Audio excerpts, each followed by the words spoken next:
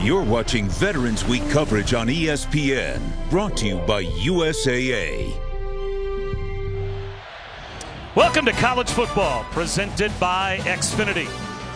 And welcome to a beautiful day in the SEC on ESPN. Couldn't ask for a better afternoon here in the Swamp to watch the Gators and the Commodores. It's Vanderbilt here in Gainesville to take on number 10 Florida.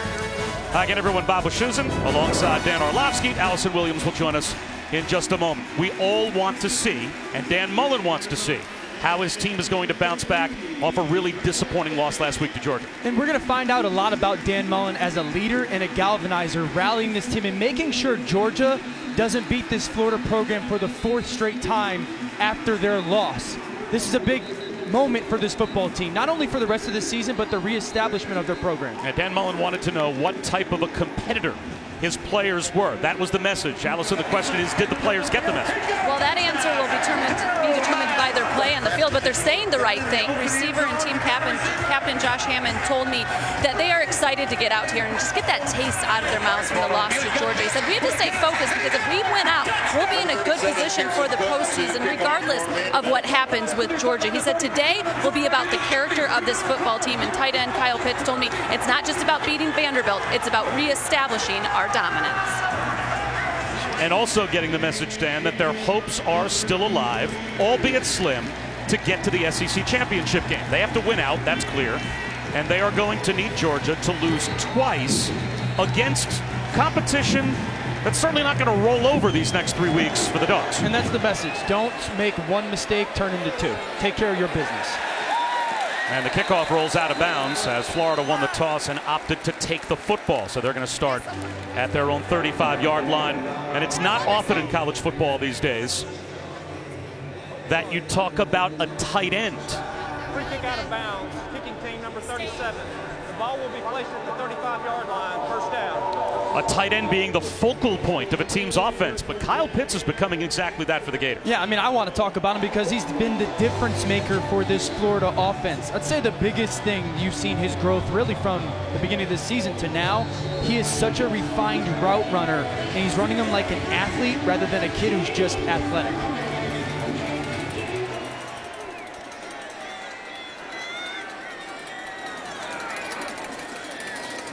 Michael Pirine gets the first call, and no gain on first down. Rutger Reitmeyer made the stop, so Dan Mullen is trying to get Florida to back-to-back New Year's Six level bowl games for the first time since 2008-2009. And even if they fail to reach the SEC championship game, they certainly have a chance to get to one of those games again. And there's something to be said for that. Trask going through his progressions. The pocket starts to collapse. He's going to go down. So a good start for Vanderbilt. They get the sack, a loss of 3. And now it's going to be third down and long as Alan George came on a corner blitz.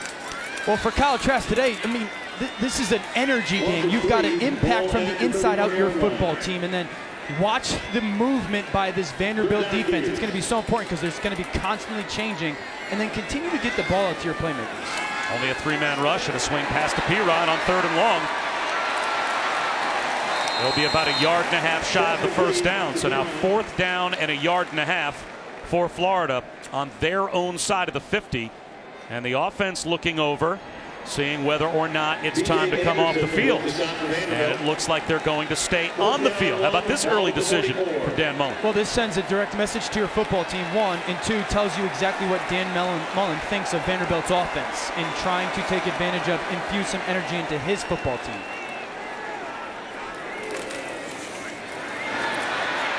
A little floater for Pirine, incomplete. Vanderbilt gets a stop on downs in plus territory with Dimitri Moore. One-on-one with LaMichael Pirine, and he deflected that little floater from Kyle Trask. It's really one of those plays where Trask gets the snap, it's going to be quarterback run, he pulls back, great movement, and he throws really a perfect ball to Pirine, and Dimitri Moore just gets his right hand on it at the last moment. It's interesting, last week, 4th and 1. Dan Mullen decided to throw the football. Same exact situation this weekend to throw. So Deuce Wallace getting his first career start and the third quarterback this year to start for Vanderbilt. Hands it off to Keyshawn Vaughn. Trying to get outside, turns the corner, and works hard to pick up a couple of yards. And when your quarterback is brand new, starting on the road in the SEC, it's nice to have a workhorse running back to give the football to, and that is what Vanderbilt has in Keyshawn Vaughn. And your word workhorse is absolutely accurate. He's a big body back. He's got long speed, really good vision. You will see at least 4 or 5 times today that there should be a loss behind the line of scrimmage, but he will turn it into a 5, 6, 7-yard gain. Really good, one of the best backs in the SEC. Play action for Wallace. Buying time, slings one to the sideline. Incomplete, intended for Pierce, so now it's going to be 3rd down and 8. Well, Derek Mason in his 6th year, and it has been a quarterback carousel as Riley Neal started the first 6 games. He was injured. Mo Hassan came on. He got concussed in his first start. Neal returned against South Carolina. He also suffered a concussion, so now it's Deuce Wallace, quarterback number 3. Riley Neal, he's the emergency quarterback. He is in uniform, but just cleared the protocol. Florida brings a blitz. Wallace, high throw, incomplete.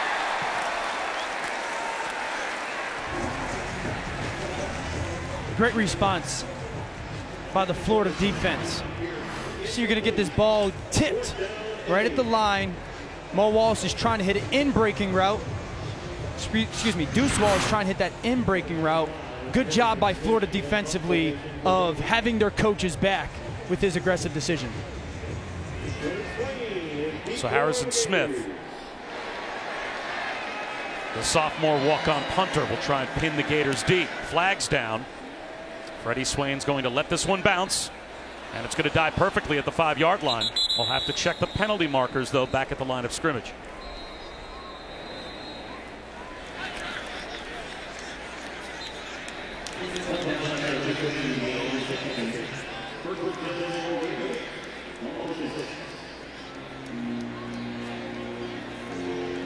As things stand now, Gators will start at their own 6-yard line, but it looks like this penalty is going to be against Vanderbilt.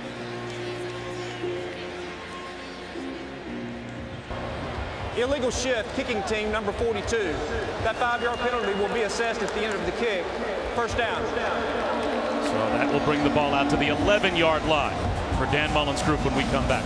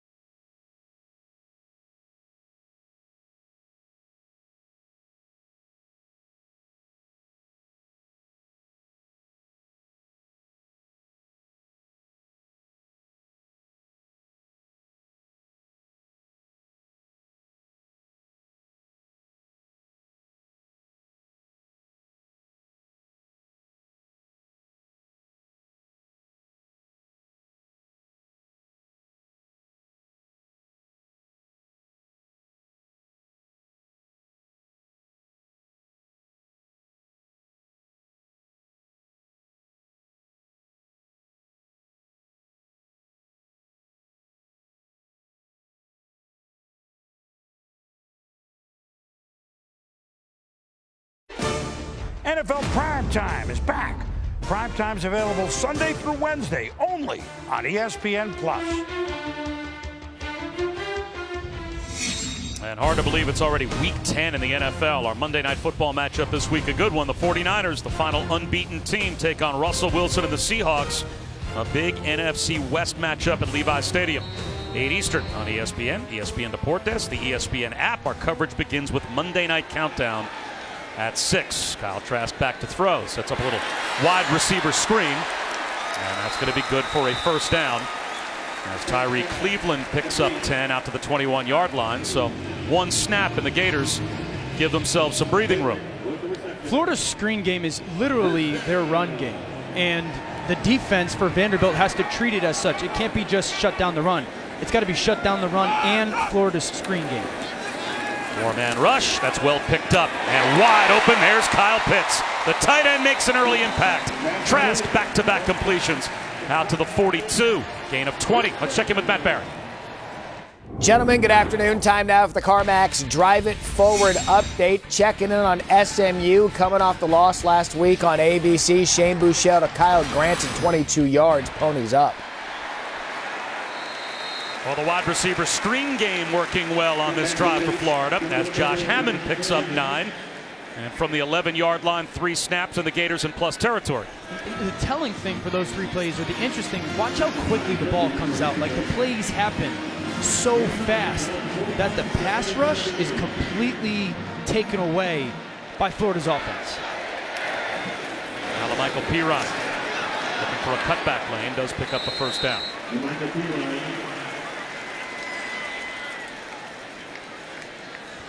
Guys, Florida's offense is without 2 of their starting offensive linemen. Their left guard, Brett Heggie, is questionable, but he is not in to start the game. Ethan White starting in his spot, and the right guard is also out, so Richard Garage gets his start in that spot. So some new pieces up front for Florida. That's a redshirt freshman on the left side, a true freshman on the right side, and there is a slant to the right to the 40-yard line. Hauled in by Jacob Copeland, brings up 3rd down and 4. So true freshman, redshirt freshman at either guard spot today for Florida. And obviously that is a challenge, but I just mentioned it previously with the type of plays that are happening. Look how quickly the ball is coming out, and Dan Mullen conscious, that's part of their offense, but conscious of not stressing those young guys early on in carry. And it's actually 2nd down and 4. Emory Jones comes in. A little zone read. Kadarius Toney. An upfield cut for a first down. Toney played 3 snaps last week. One of the reasons he only played 3 snaps was he wasn't nearly as aggressive as the coaching staff wanted him to be on a play that looked just like that against Georgia. Yeah, and I would say he's a really important part of their football team because of his athleticism. One of those guys, okay, we have to get the ball to Kadarius Toney, and that was a nice example. Like you talked about, Bob, last week was so side to side. He put his foot in the ground. Okay, let me go get 10 yards. He stays in the backfield with Emory Jones. Emory Jones on the keeper. To the 24-yard line for a gain of 3. Dimitri Moore with the tackle.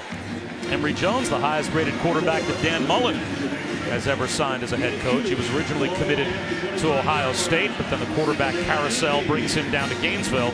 And he has a package of plays, a dangerous player, but now it's back to Kyle Trask. They think he's got a really bright future as a throw. Now, Kyle Trask has done an outstanding job for this football team, but make no bones about it, Emory Jones got a bright future here at Florida. Little play action flip out of the flat. That's Lucas Krull, and he's going to get bottled up. Forward progress for a gain of about a yard. Moore and Alan George there to sandwich Lucas Krull. Good job by Vanderbilt defense right there, rallying to some contact. 3rd down for Florida is become such about Kyle Pitts. It's really okay. Kyle Pitts, where we can we move him around to hopefully get the ball, and then if he's going to be, if they're going to pay attention to him, here's Kyle Pitts right here. If they're going to pay attention to him a bunch, find number 16, Freddie Swain, I believe, the slot down there. Vanderbilt's going to have challenge matching up against those guys. Only a 3-man rush. Trask over the middle, and it's a room service interception. Right into the hands of Tay Daly. And Daly is all the way out close to the 30-yard line before he is brought down. A giveaway for Trask. And Vanderbilt gets another stop.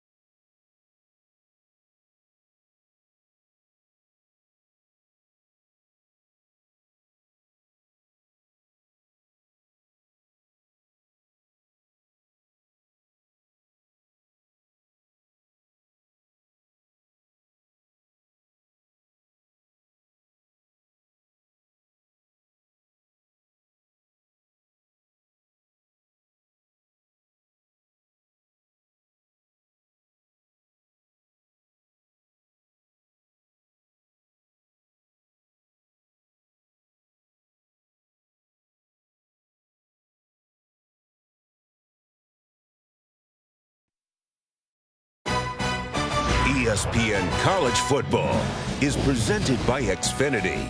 Get the ultimate in-home Wi-Fi experience with Xfinity XFi. And in part by the all-new 2020 Lincoln Aviator. In honor of the 150th season of college football, we thought it'd be fun to take a look, at least during our lifetime, of watching college football, the best quarterbacks we've ever seen in the SEC. And our straw poll came up with Tim Tebow.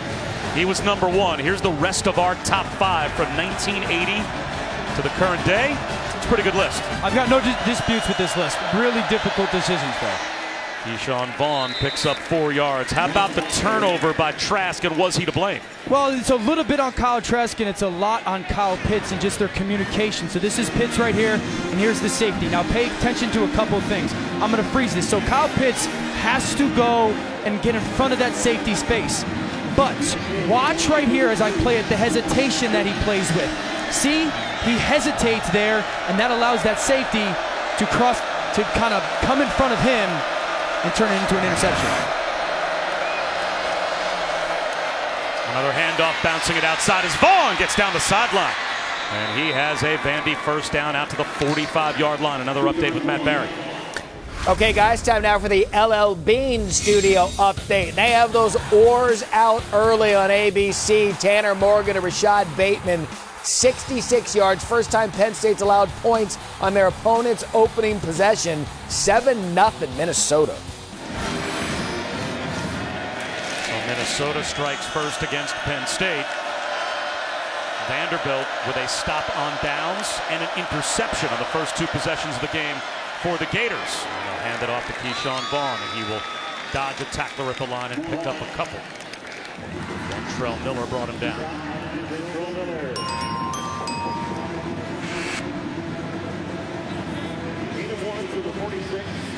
Vanderbilt's had some runs. They've had some runs to start this game on their offense where you've seen some misdirection with the jet sweep, and then you've seen just some downhill run. They do 2 things really well.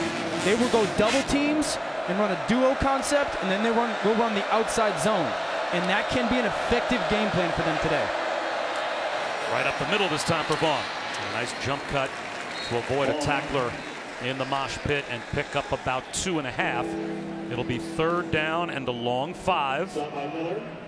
And again, Deuce Wallace at quarterback, making his first career start, the 3rd different quarterback to start this year for Vanderbilt. And this is where he's going to have to be able to make some plays. Well, he's got some guys that he can rely on too, like Kalijah Lipscomb, number 16, is a very good player. Matchup issue. Number 80, Jared Pinkney, his big-time tight end. You've got to look to those 2 guys, not only on this 3rd down, but every 3rd down, to make sure it's your best option, because Florida has struggled on 3rd down defense facing SEC opponents. Wallace looking towards Lipscomb. Now the pocket collapses, and he's going to go down well behind the line of scrimmage. Mahmoud Diabate comes through, the true freshman, to get the sack, and that's a loss of 10.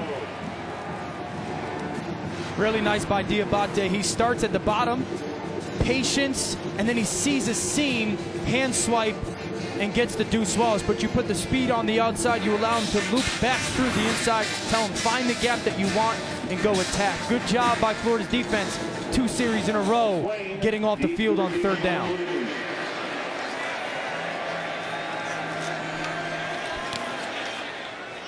Spiraling line drive.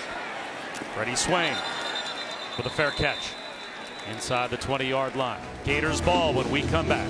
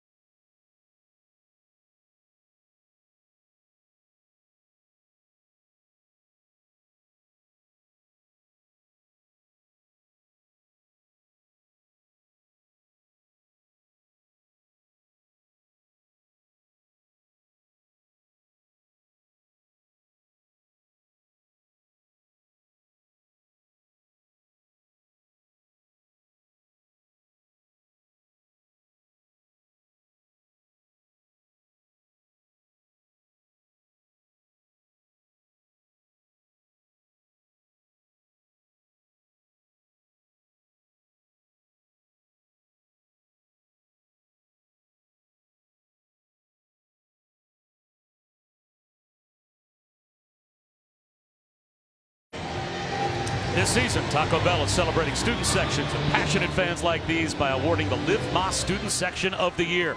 The Gators Student Section, already on the national watch list. Head to ESPN.com/Taco Bell and see how your school can compete and get the committee's attention by using the hashtag Live Moss Student Section Contest. A giveaway on downs and an interception thrown by Kyle Trask, the first 2 possessions for the Gators. And now they're going to start inside their own 20-yard line. Jet sweep. Turning upfield, Freddie Swain. And it looks like he has a first down. And while we were away, there's an unhappy head coach on the other sideline. Well, let's watch the top right there. These gunner matchup. Okay, good. And then you're going to see a tug right there. And that's what... Trask with a swing pass to Trayvon Grimes. And he grinds out another Gators first down.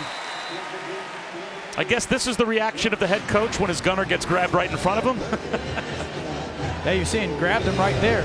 We thought it was pretty obvious, and that's kind of a missed call by those officials, especially right at the point where the football is, right? You know, your eyes should be there. Well, that could have greatly hamstrung the Gators in terms of field position. Trask lost his footing. So that wide receiver screen comes up empty. It'll be second down and 10. And it looks like when Trask goes to throw that ball, like it's really like a shortstop in the infield. You're catching it and you're flipping your feet real quick. And he just clipped Damian Pierce's foot as he was coming across. Completely lost control of his body.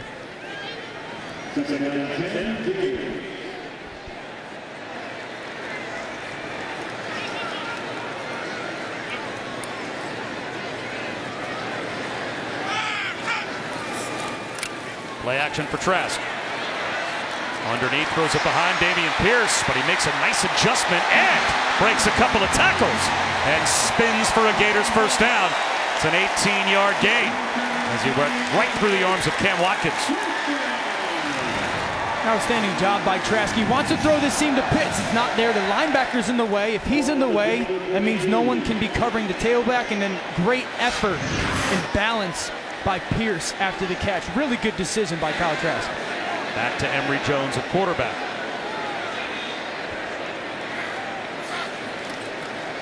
He'll give it to Swain. 8.5 more yards for the Gators.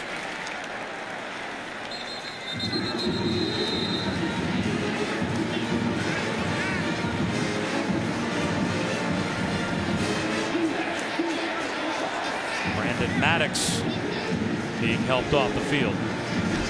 What I like today out of Florida's ball carriers in comparison to last week is they're almost running in an L where they go horizontal. That's part of their offense. Get the ball stretched horizontally, put my foot in the ground, and then I'm going downhill. And you saw them struggle with that last week and the week before, and they're doing a much better job of, okay, this is the seam, hit it and go get what is there.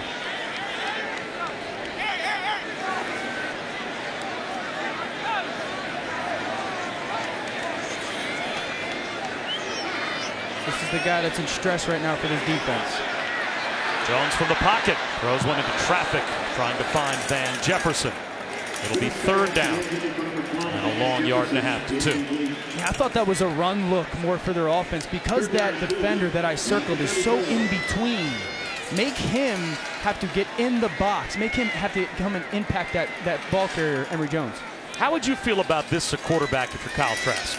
That we're going to put Emory Jones out there, but if all of a sudden it becomes third down, now, all right, you go get it for us, Kyle Trask. And I asked this yesterday to Dan Mullen, like, why? Because the offense moves really well with Kyle Trask. I would not like it. Well, there's your quarterback run, and he picked it up and then some. That's probably the play you were expecting out of the last look from Emory Jones. And that time Vanderbilt wasn't ready for it from Trask for a first down. And it's really the same numbers that they had last play, but a really good job by Trask of patience. Where's my blocker? And no, he's not the, okay, here comes 60 off the rip on as a ball carrier, but he's a big-bodied, physical enough, smart enough guy to go get you 5 or 6 yards in their run game.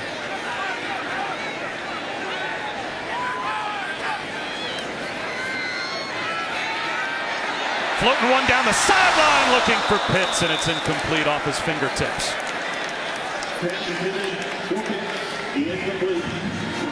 Just missed. Watch the right hand. Another inch or two, and it's going to be a perfect throw. Quarterback to tight end. They'll come back to that. It's a formation they love. Really good throws. Sometimes you just miss them. That is the matchup you want to. An athletic, former wide receiver, now tight end against Caleb Peart, a middle linebacker. Trask couldn't drop it in, so now it's second down and 10. They really like this formation to find Kyle Pitts in the slot. Trask changing the protection, got to be a pass. Swing pass, wide open, Pierce. Makes a man miss. Backs his way right to the first down line of the game. Looks like he's maybe a half-yard short, brought down by Drew Birchmeyer. It'll be third down and a foot. Outstanding job by the receiver, Van Jefferson. He saw that Dimitri Moore, linebacker, he was responsible for Pierce. So in his route, he just get in your way. It makes you slow down a little bit. And Kyle Trask saw that hesitation by the linebacker, kicked it out to Pierce. Listen, if I'm Dan Mullen, this has to be a run. There's only so many third and fourth and shorts in a 2-week span that you can throw the football and not have your offensive line give up hope. There it is. And Pierce picks it up. First down.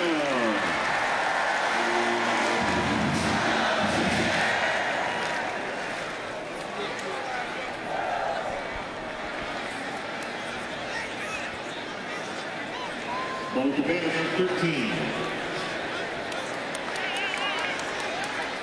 Damian Pierce out, back to LaMichael Pirine, who empties the backfield. He takes the swing pass.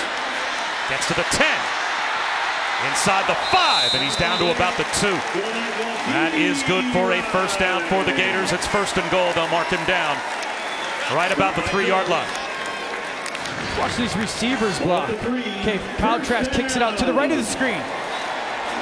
Look at Freddie Swain straining for a block there for his offense.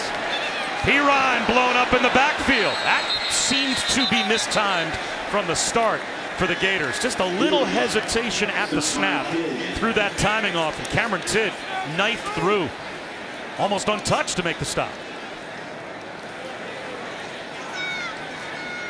It's one of those downsides to tempo. Is everyone aware that we are going at different tempos? Because Florida's offense has different kinds of tempos. Super fast, kind of fast, a little bit slower. And everyone, that's remember, a lot. 2 new guards, right? 2 new guards have to be on the same page of that. And it looked like one of the guards, Richard Garage, wasn't. Well, it might be the final play of the first quarter. Second down and goal. Really good matchup at the bottom of the screen with tight end back. Trask bullets one into the end zone, and it's broken up. Intended for Pitts. And Watkins may have gotten a hand in with 3 seconds to go in the quarter. It's third down and goal. Just a miss by Kyle Trask. Looked like that ball may have gotten clipped, but there's opportunities there, really down there if you're the quarterback. That ball has got to be up high. Face mask or higher, let Pitts extend and go make that catch. It can't be chest or on the back hip. Now Pitts in a 3-point stance on the near side at the bottom of the screen. Everyone's matched up one-on-one. Their ball should go up top. Instead, Pitts looks back towards Pirine, and he's bumped out of bounds. That will end the quarter, and it brings up fourth down and goal inside the 2. Cam Watkins saved a touchdown, and now the Gators will think about what they want to do on fourth down, although it looks like a late flag was thrown. That is the end of the first quarter. Let's see if maybe that flag was picked up, and we'll find out what fourth and goal will be for the Gators. When we come back, no score after 1 here in the Swamp.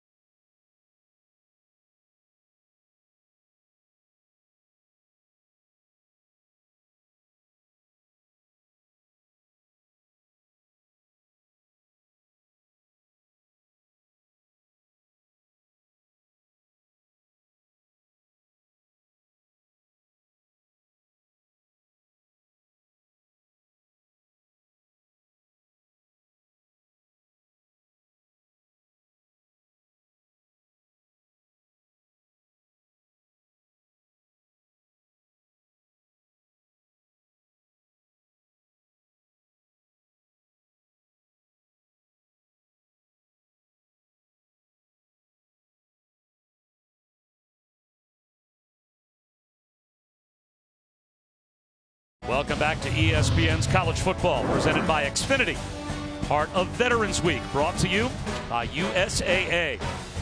Bob Wischusen, Dan Orlovsky, Allison Williams, here in Gainesville.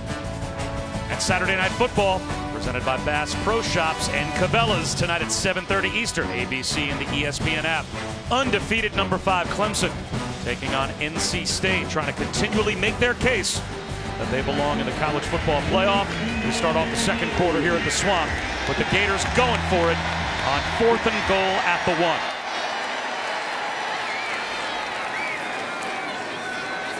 A little flip pass out to Pirine on a broken play, and it's a touchdown. Creativity from Kyle Trask as that play just about came apart at the seams, and he invents a touchdown for the Gators.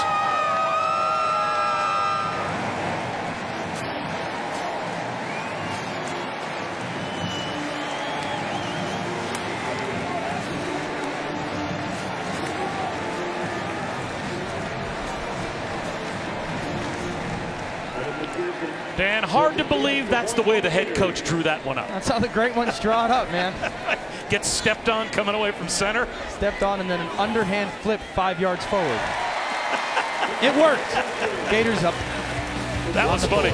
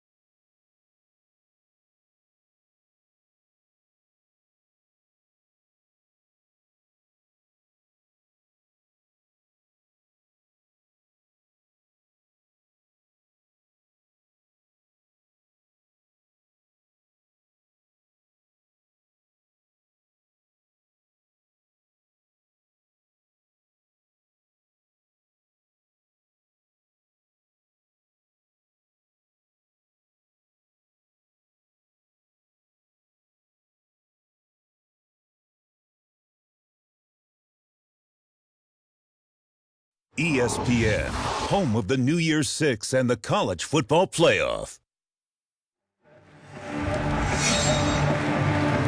Back in the Swamp, Gators take a 7-0 lead in an unorthodox way. Well, watch the left foot of Kyle Trask. He's going to get stepped on by his left guard, Richard Garage, right? It's really going to be a fake dive, an automatic pitch to the tailback, but broken play, and then really good reaction by him. Kind of turns into like this speed option. It's like whatever means necessary. Let me get this ball to Pirine.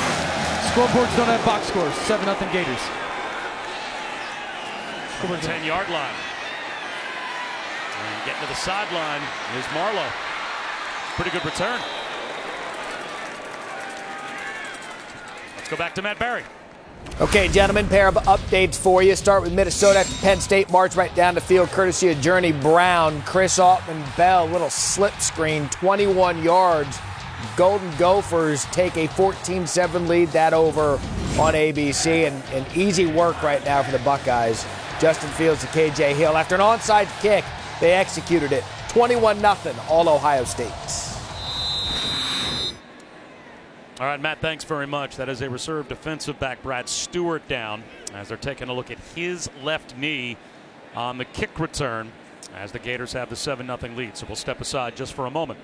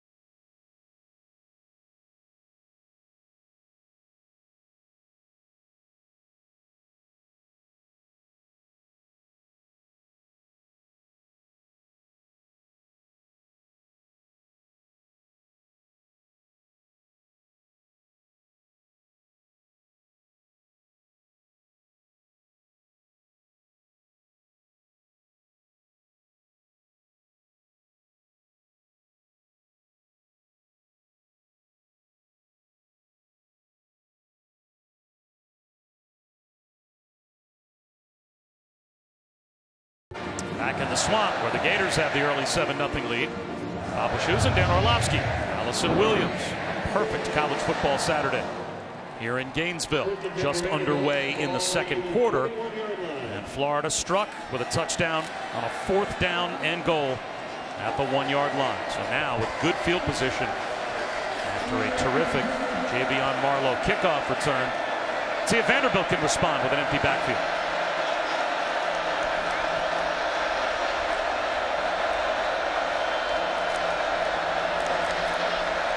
Four-man rush. Nowhere to go with the football for Deuce Wallace, and he will go down again. That's a 4-yard sack. Adam Schuler gets him this time.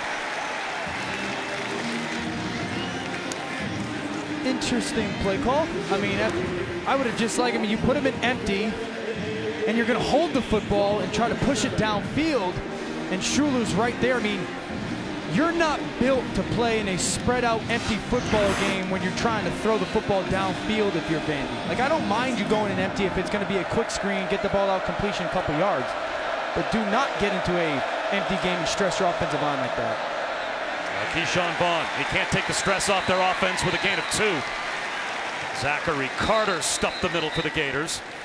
Now it's 3rd down and 12.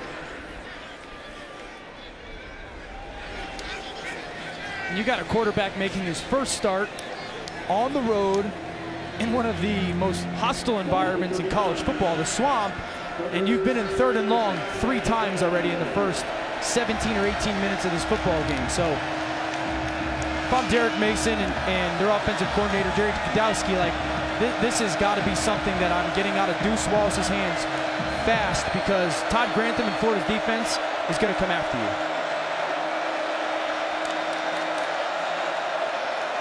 Delayed blitz. Wallace, wobbly throw over the middle, and that's picked off by Donovan Steiner. A cutback. Still on his feet. Inside the 25-yard line before he's brought down.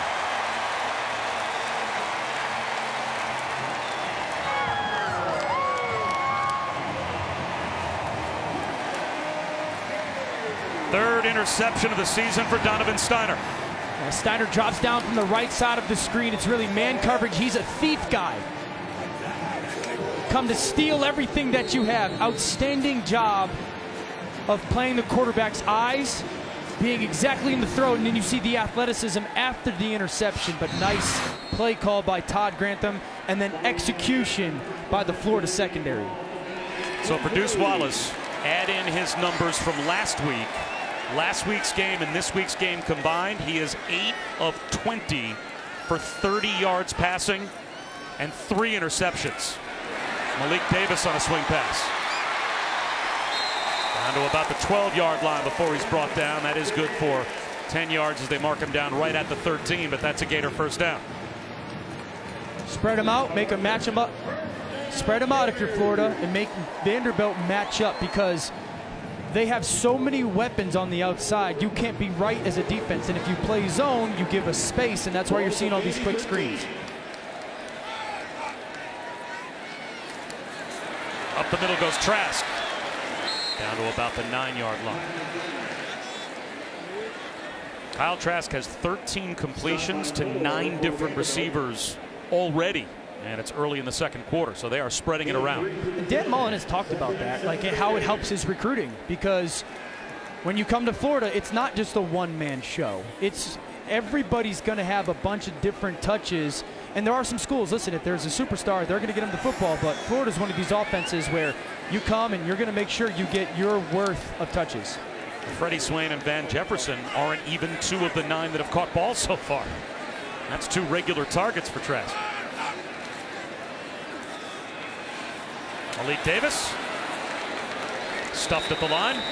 Well, there's so much depth at the receiver position. I was talking to Josh Hammond about it, and he said it's something they really embrace, and to make sure like nobody's getting upset, they're not getting the ball enough or anything like that. Everything is a competition. In practice and games, throughout training camps and in spring ball, everything is charted, so they constantly have competitions amongst themselves. But he said something that they take a lot of pride in. All of the receivers play on special teams. He said that just sets the tone for how unselfish we have to be as a group. He said at team meal, special teams, we get to eat first. Everybody at the receiver table has their meal before any other position group. That's pretty cool. And now that receiver group might be tested on third down. Trask out of the pocket, tucks it under, heading for the goal line, untouched. Touchdown.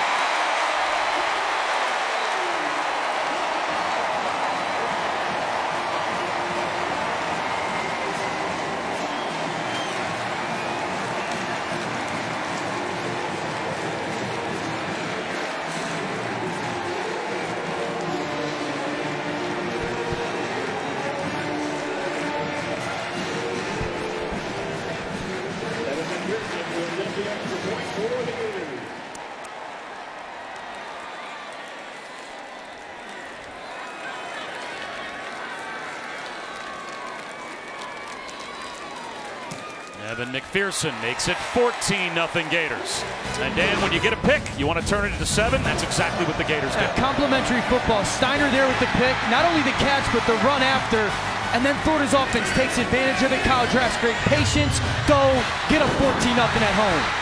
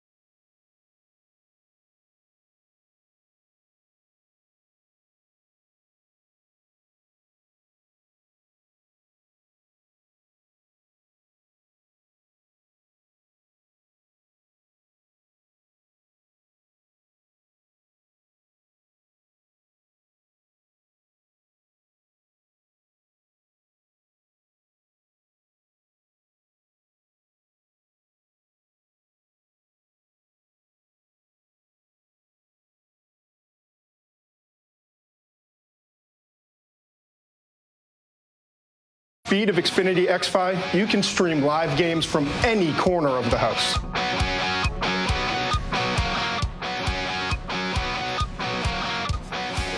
Already a couple of takeaways, a stop on downs, and interception for the Vanderbilt defense, but their offense can't do anything with it. The Gators get one opportunity off a takeaway, and they put it in the end zone. There's Javion Marlowe.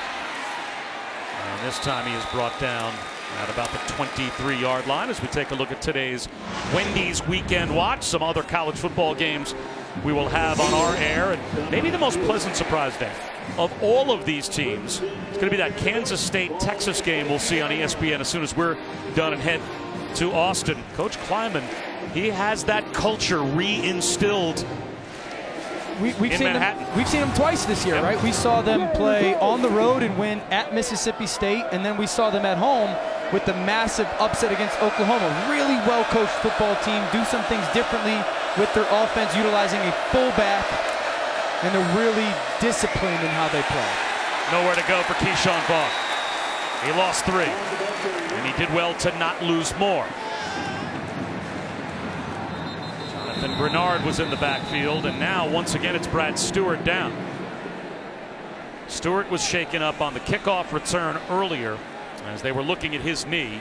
He was able to come off the field and get back out there, and now he's hurt again.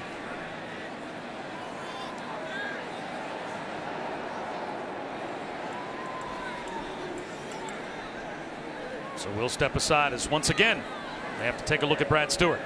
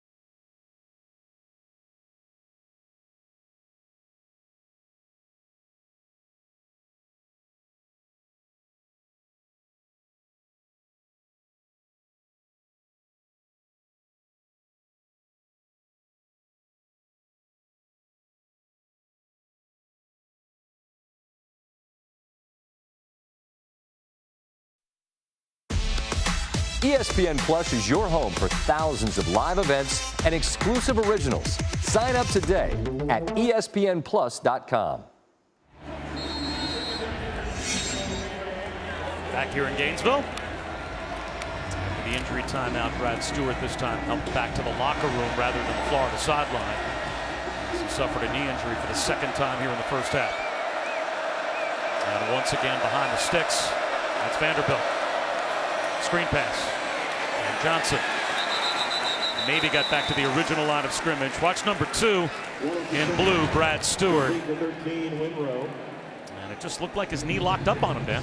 Yeah, I mean, the play happens. He looks totally fine. Then obviously he gets up off the pile and just in complete pain and anguish.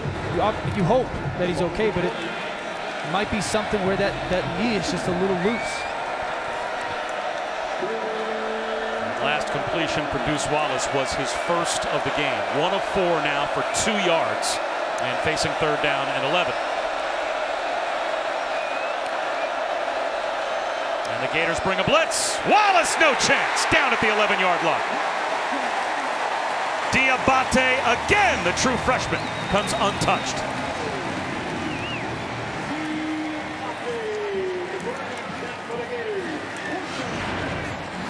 Look at Diabate right over the left guard. The left guard steps right. He comes unblocked. Right to Deuce Walsh. Nothing that the quarterback can do there. That is completely on a miscommunication by this offensive line. It was just a four-man front. There's no way that Diabate should not have had somebody put hands on him. Freddie Swain sets up shop at the Gator 40-yard line. And he's going to let this one bounce. It's going to take a hop to the Gator 46, where it's down there by Vandy. Another update with Matt Barron. Guys, Ohio State closed as 43-point favorites against Maryland. At this point in the second quarter, it is name your number. Fields to Olave, touchdown. All Buckeyes, 28-0. And if I'm not mistaken, next week, Ohio State plays the State University of New Jersey. I think I've got that right. You remember that? Ohio State Rutgers next week? Yeah, you remember the movie with Liam Neeson in Taken? When he goes, good luck. Like, that's the only thing I can offer on that one, bud. What if the spread today was 40-something points against Maryland? What is it going to be next week against Rutgers? NA, not available. Off the board. My goodness. Play action for Trask. He's going to float one for Pitts on the sideline, and that one is perfectly thrown by Trask. Pitts couldn't stay in bounds. His momentum carries him out, but still picked up 24. And I'm such a fan of this kid's game. Pretty beautiful throw by Kyle Trask. But look at Pitts stick his right foot in the ground, flattened throw towards the sideline, just an easy catch. And I mentioned in the pregame, or at the start of this game, he's running routes like an athlete, not an athletic kid. Smooth, fluid, loose hips. Really impressive. Pass caught by Van Jefferson. Up to see if they rule that a forward pass. And guys, a big reason Pitts is such a good route runner, like you were mentioning, Dan, is last year he played as a wide receiver, and he said that really just helped him refine his route running. He's also put in a ton of work, and a lot of work with Kyle Trask. The two of them worked with the twos all last season, and in the offseason, they were in the indoor every night, every other night. He was either running routes with him or working on the jugs. It's really come to fruition, all that hard work. A little pop pass to Trayvon Grimes. Well, you can see that chemistry between Kyle Trask and Kyle Pitts. Yeah, I mean, the big thing is that Kyle Trask has a really good understanding of what Kyle Pitts' body language is telling him. Now, they had the miscommunication on interception. That will happen, but it's because he has such trust in Pitts. But the ball comes out of his hands before Pitts has ever turned back looking for it, and it's because that work that Allison referenced.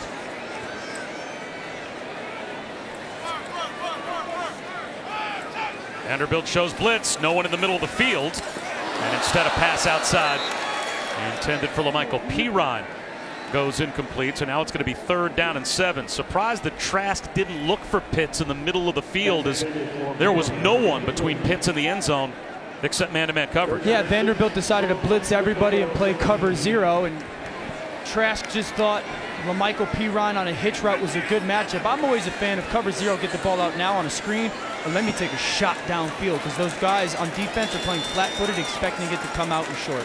Now you can see they've got 2 safeties back covering the deep middle. 3rd down and 7.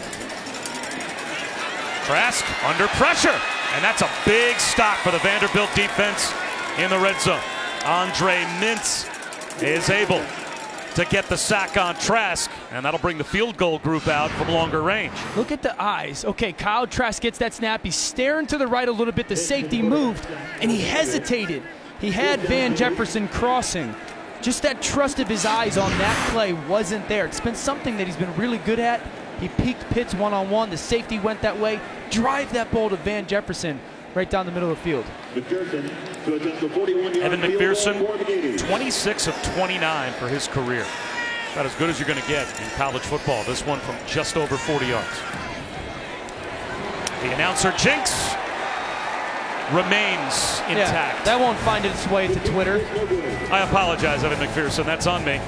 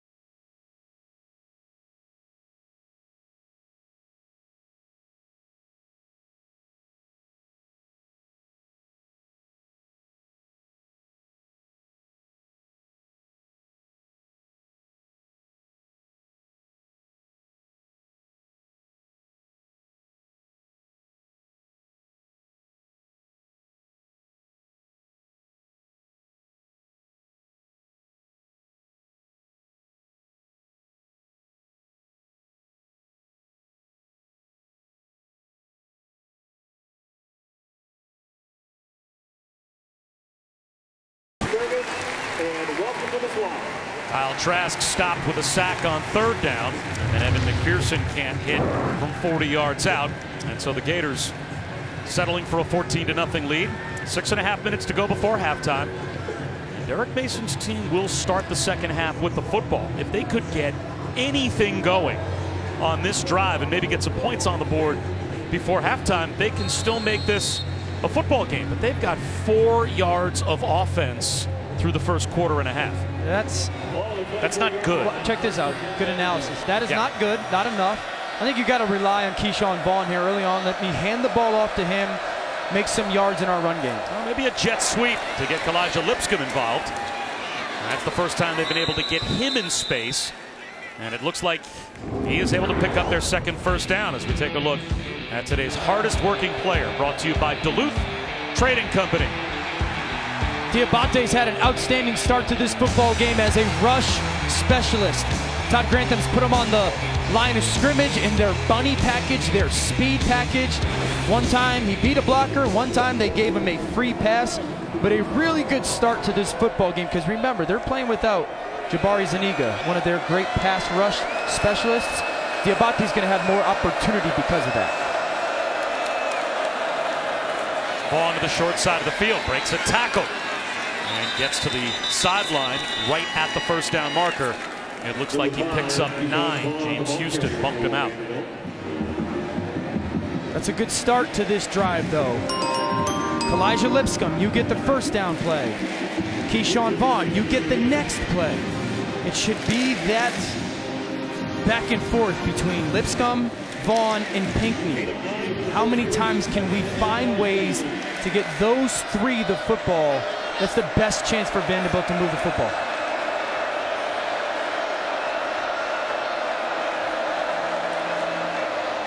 Vaughn, nowhere to go. And there is the true freshman once again, Diabate, to help on the tackle, along with Kyrie Campbell. So now it's 3rd down and 1. And Diabate just pressed the offensive lineman with his right arm, kept him in the hole, and was able to keep another hand free. Really impressive by a young freshman. Look, listen, if I'm Vanderbilt, I'm going to put 2 big bodies on one side of the line of scrimmage, a tight end wing, and I'm going to go a bunch of double teams. Hey, Keyshawn, you got to go get us a first down here. Well, they just took Elijah Lipscomb off the field, so they send those 2 tight ends to the wide side. No chance. Driven back was Keyshawn Vaughn. Late flag thrown. James Houston in on the stop. It looked like he got there first, but again it was Diabate that had a lot to do with filling the hole. We'll have to check the penalty marker, though.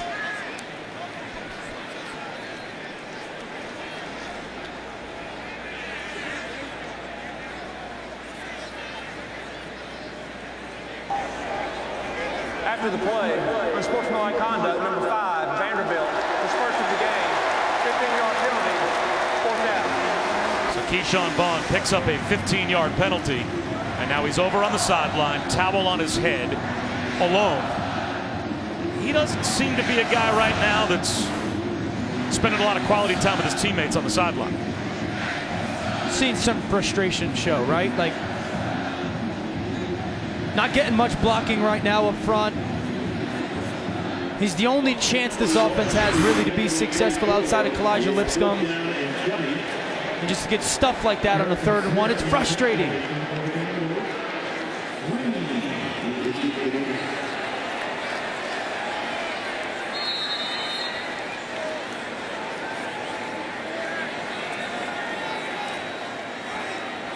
Harrison Smith gets away a wobbly spiral. And Swain's going to let this one float out of bounds on the Florida bench. This is going to be really good field position for the Gators. As you saw, Vaughn showing a little bit too much emotion. tried to work with him on. They say that at times he just wants it so bad. He's got that all-in attitude, that passion that you want in a back, right? Like you want a guy that wants to get the ball every time, but sometimes he just shows it a little bit too much. And while he's gotten better, it can still get the best of him. And the focus with him, the thing they tell him all the time is you got to get back to the middle. Like you can show that emotion, you can show that fieriness, but you got to get back to the middle. And went a little too far that last time. And I agree with that. Listen, I'd always have to, I prefer to tame a tiger than give him some fight. You know, like I love the kids fight, and sometimes it gets the best of him, but that's the reason he's one of the better backs in the SEC is because of his DNA. Damian Pierce moves the pile for a couple of yards where he was caught behind the line initially. Elijah McAllister and Dimitri Moore in on the tackle. Man, we talked about Florida's offense and all the players that they have. They've had 13 different people touch the football already in the first half. You talk about multiple and dynamic. We're watching it here this afternoon. Trask floats one over the middle. Tyree Cleveland spins to midfield. 5 yards shy of a first down, brings up third down.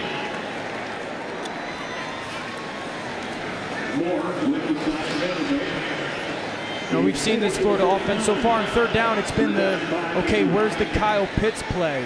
Kyle Pitts not on the field right now. You got to be anticipating that Freddie Swain is going to be part of this progression for Kyle Trask as Vanderbilt's going to play some man-to-man coverage.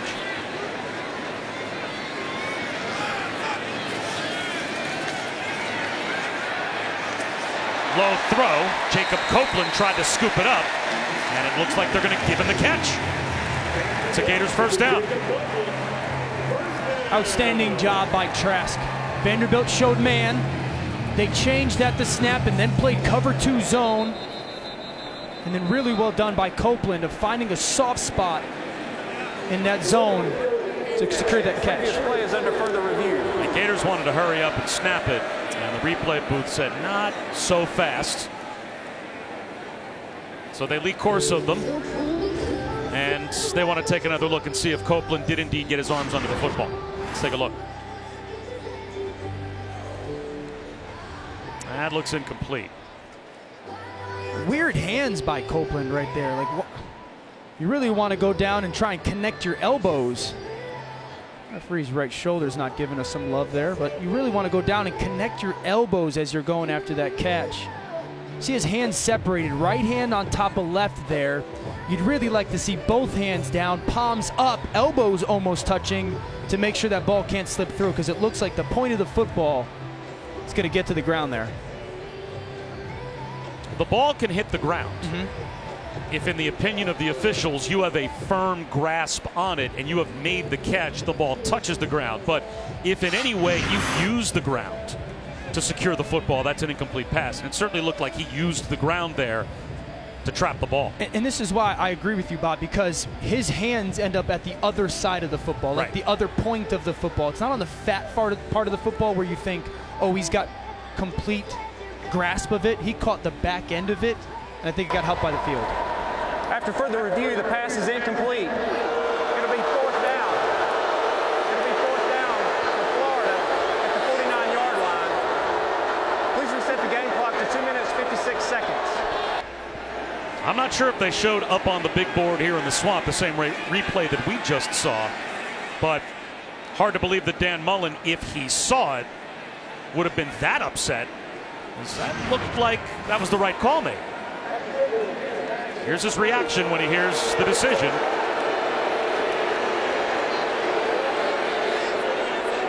That's the same reaction I have when I go to Chipotle and they tell me they're out of chicken.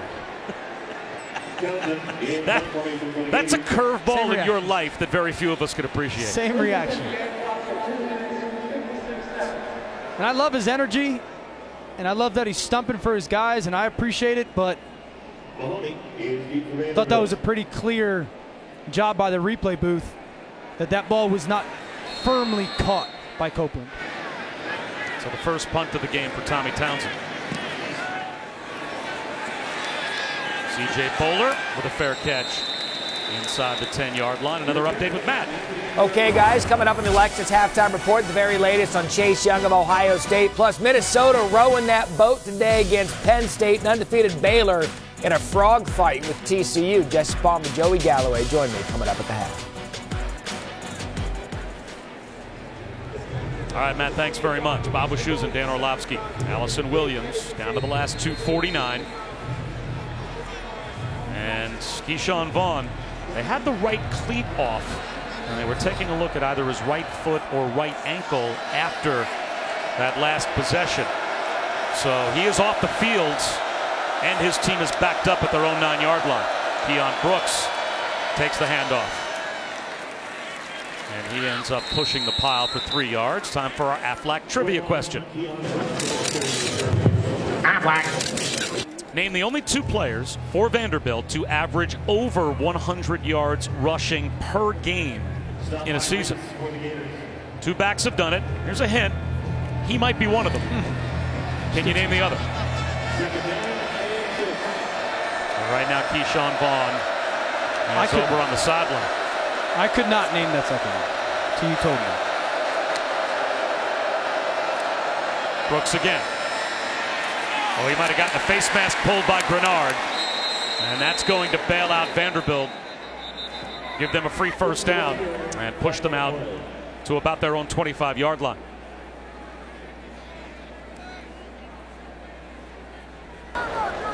Personal foul, face mask, defense, number 58. 15-yard penalty from the previous spot. Automatic first down. Did he get the face mask? Or did he just get the front of the jersey and rip Brooks down, almost giving the illusion of grabbing the face mask? Certainly a missed opportunity for Florida there, because if you get them stopped on second down there, you're going to call timeout and force a 3rd and long. I had thought initially when I saw it that Bernard had grabbed the face mask. Certainly didn't look like that on our replay. It's a break for Vanderbilt. Keyshawn Vaughn back in the game. Here comes the blitz. One-on-one shot down the sideline for Deuce Wallace. Incomplete. Wallace's pass, incomplete. Kaiir Elam, step for step, down the right sideline. C.J. Bowler, the intended receiver, and now Bowler is hurt as he got walloped just as that ball arrived.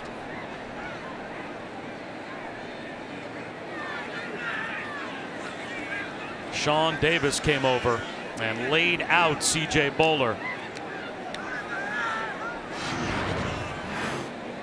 From the right side, Sean Davis is going to come in and lay a huge hit on Bowler.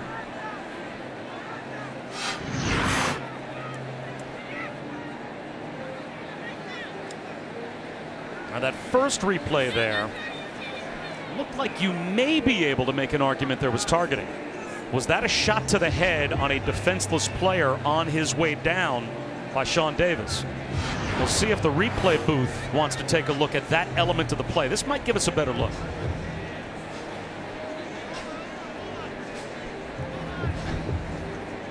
I think it's hard.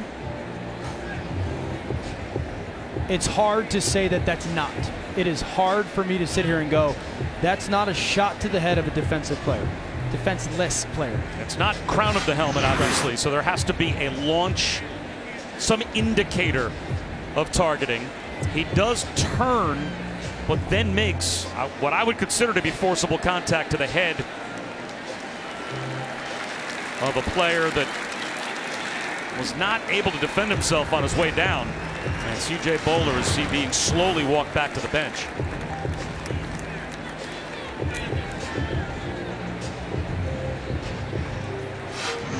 We've got Matt Austin, former SEC referee, who is our officiating expert. We can bring him in here. And Matt, what did you see there? Would you think the replay booth could make an argument there and initiate a targeting call? They could. This is a tough one because just the 3 players all coming together. The player goes down to make a hit. He doesn't know who's going to catch the ball. He's just trying to help out. I don't think this is a traditional targeting call. I don't really see an intent or an attack here. Yes, he lowers his head a little bit and goes in and makes a nice hard hit. I don't think this is a targeting call. Okay, and it doesn't look like the replay booth is going to initiate the targeting call either, but certainly worth a look, as Sean Davis, at least for the moment, has knocked C.J. Bowler out of the game. So now it's 2nd down and 10.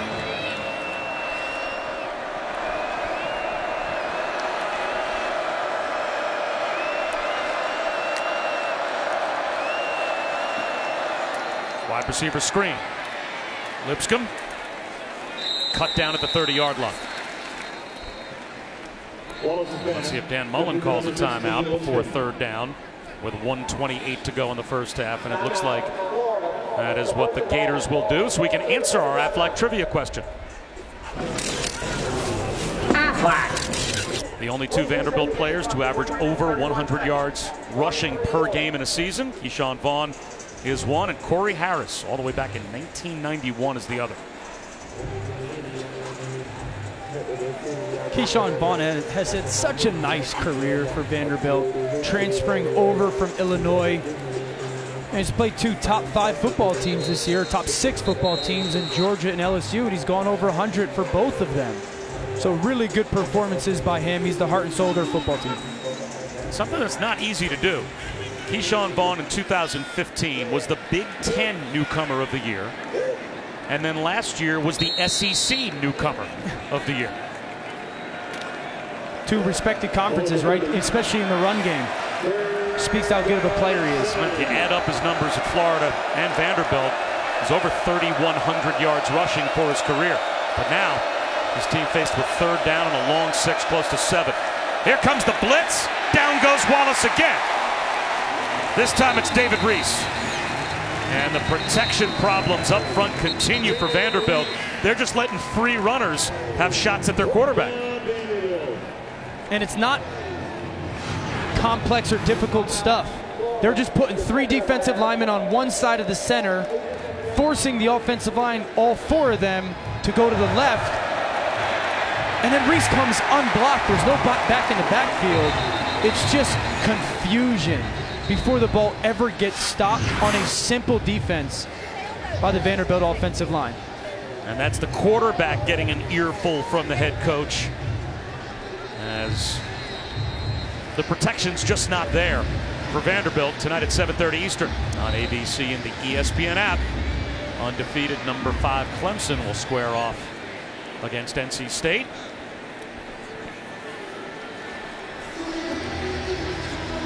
It's our Saturday night football game presented by Bass Pro Shops and Cabela's. How hard is it going to be for Clemson to keep on building that resume with that ACC slate that they're going to have to contend with, or lack thereof, in terms of that committee room and what kind of respect the ACC may not get? I would argue they can't have a close football game. Like I would argue that they've got to handle and whoop everyone they play for the rest of the year. And they probably will. Swain. Returnable inside the 30. Breaks a tackle. Flag down. As Swain gets out to the 40-yard line. We'll have to check the marker.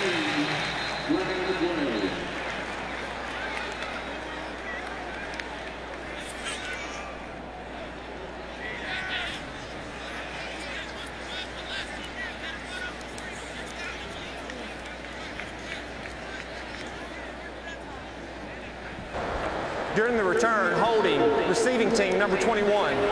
10-yard penalty, 1st down. That's why the coach looks disheveled when he knows he's going to have 10 yards of field position going against him after the return. With 1:14 to go here in the first half. And let's take a look at Clemson's offense. Now, you said they're going to have to roll basically through everyone that they play the rest of the way in the ACC. Well, the numbers they put up offensively suggest that's exactly what will happen. Well, the thing that I'm liking about their offense over the last couple of weeks is as they start to hit their stride, is they've realized and remembered, okay, we have one of the best backs in the country, in Travis Etienne, and his impact in the run game makes our dynamic receivers uncoverable. So he's become a much more bigger part of their offense as it's gone. Tunnel screen up the sideline for Trayvon Grimes, and he's got a 1st down and is able to get out of bounds and stop the clock, as Florida still has 1 timeout left with just over a minute to go before halftime. That's a 14-yard pickup. How about the effort by Grimes right there? Not only did he get a 1st down, but make sure as he's getting that 1st down, get out of bounds. to secure that time on the clock, because you only have one timeout if you're Florida. And so time is pertinent here. If you're Kyle Trask, a 4 or 5 yard completion that's got people near somebody, it's not worth it. Dive it into the ground and continue to use time as your advantage. 4-man rush. Trask well protected. Now steps up in the pocket. Throws one into traffic. And it pinballs around, and it was almost picked off again by Tay Daly. That's a mistake from Kyle Trask. He gets away with it. The interesting thing will be, does that give Dan Mullen some pause right now as a play caller? Because the last thing you do here is turn the football over and give life to a football and team in an offense for Vanderbilt that has none. So I would expect Dan Mullen to call something that gets out of Kyle Trask's hands quickly. We've seen 10 screens so far today. I'd be surprised if this wasn't one. A simple slant, pitch and catch, Van Jefferson. He's out for the first down to the 45-yard line. 53 seconds to go with a timeout for the Gators. They've got a first down. Good job. Who's going to be a screen? Linebacker left, replace him with the slant. Look up top, one-on-one coverage. Trask, high throw, wide open. It's Josh Hammond. Down to the Vanderbilt 31-yard line. 24 more. On the catch by Josh Hammond. Ball at the Vandy 31. 4-man rush this time. Again, all day to throw for Trask. He's going to tuck it under and run. And he'll get out of bounds in the red zone. Preserves the timeout, 18 seconds to go. And it's another first down, a gain of 14. Your point of the preserve the timeout is spot on. I mean, what awareness. We saw it in the first play by Grimes, and Kyle Trask, that offensive line on that play, just fighting and making sure whistle's not blown. They're going to it. Really good awareness by Trask, because now Dan Mullen has the whole field that he can utilize as a play caller. Middle field's wide open. Trask going to take a shot for that front left pylon, and it's tipped and intercepted. And this time Daly is able to hold on again. Van Jefferson, the intended receiver, as Trask tried to force one in. And Daly came over off the Cam Watkins deflection and gets his second pick.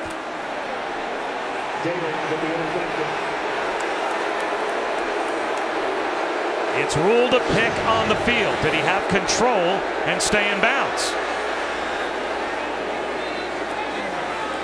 No question. Well, I think what Dan Mullen and Kyle Trask and the Florida fans are a little bit upset. So I think they want some pass interference. The ruling on the field is an interception. The previous play is under further review. If you're not going to call pass interference, I have no idea what there is to review. He's got full possession of the ball and takes 2 or 3 strides up the sideline before he steps out, but they just want to make sure.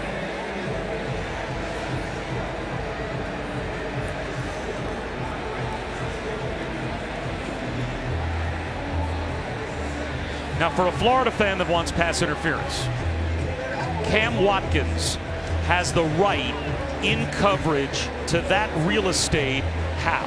Van Jefferson's fighting his way back to the football, but where is Cam Watkins supposed to go if he's at the goal line and that ball is thrown directly into his piece of real estate? Yeah, they both had the opportunity to go make the catch. I actually don't know if Tay Daly caught this football, because there is a little bobble, and I don't know if his right foot touched before he actually had possession of the football. But to your point, Watkins has got just as much of a right to that football as Florida. After further review, the ruling on the field is confirmed. First down.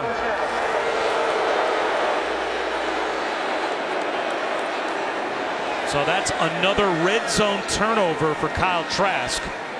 His second pick, as Daly has both. And Vanderbilt down by only 14. Is going to start the third quarter with the football. And it just really zaps your football team of momentum. Even if you go down there and get 3, you feel good going to halftime. Now you have this feeling of, we just had another wasted opportunity. Didn't play really clean.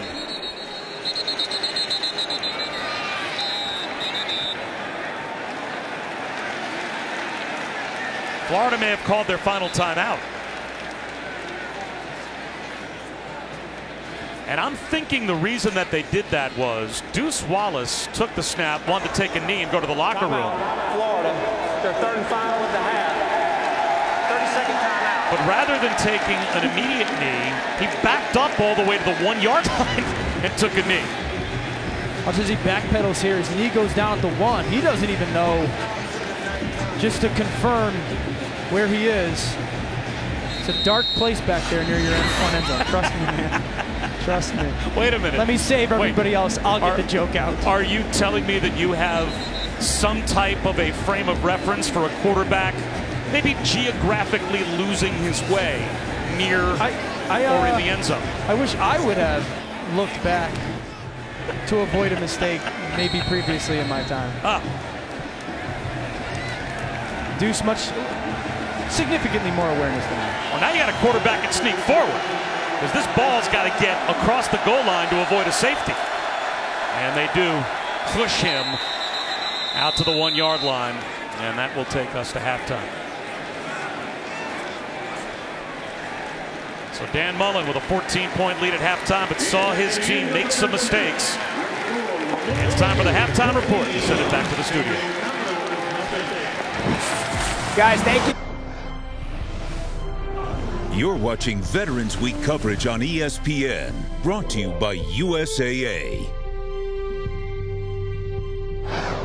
Welcome back to college football, presented by Xfinity. And welcome back to the Swamp and the SEC on ESPN. Bob Wischusen, Dan Orlovsky, Allison Williams just about set for the start of the third quarter.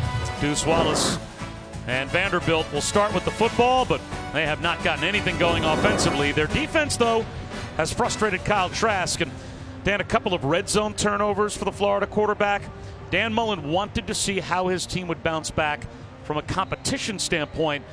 The disappointing loss last week to Georgia. Your takeaways in the first half? Well, you have to ask yourself, like, how does Florida have 277 yards of offense but only 14 points, right? And it's because of some of those turnovers. They've done a nice job of getting the ball to perimeter, but it started early with Kyle Trask. He doesn't see a pressure, and then he's confused of what the defense is doing.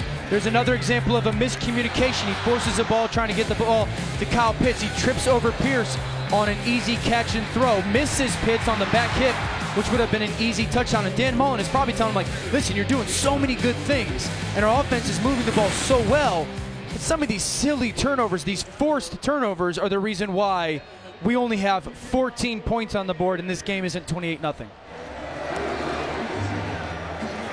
Kickoff through the back of the end zone. And Allison, how about the takeaways for Derek Mason? Yeah, he told his guys they just need to execute more. I mean, they're very much in this game, and it's because the way the defense has played. Offensively, though, they've obviously struggled. He said our quarterback has to do a better job of getting the protection slip. Our offensive line has to do a better job in the run game, blocking, not allowing penetration, and really moving the line of scrimmage. But certainly a message of optimism of being very competitive so far in this game. Well, let's see if they can move the football to start off the third quarter. And they'll load up with three tight ends. Keyshawn Vaughn taking the handoff. He picks up about 2 yards to start off the third quarter. How about that defensive front for the Gators? Well, it's been a nice job designed. They're putting three guys on one side of the center. The offensive line is sliding that way, and then guys for Florida have run free. We've seen it another time. Flip it, other way, left side. They all slide that way. And then David Reese comes unblocked. And Derek Mason, the head coach of Vanderbilt, mentioned Deuce Wallace has to flip the protection better. Well, that's probably right. They've got to stop sending so many numbers to that load front, leaving guys unblocked. Play action for Wallace. He's going to take a deep shot to the sideline, incomplete over the head of Pinkney. So now it's 3rd down and 7. And when you have those breakdowns, we saw Mason right in the ear of Deuce Wallace.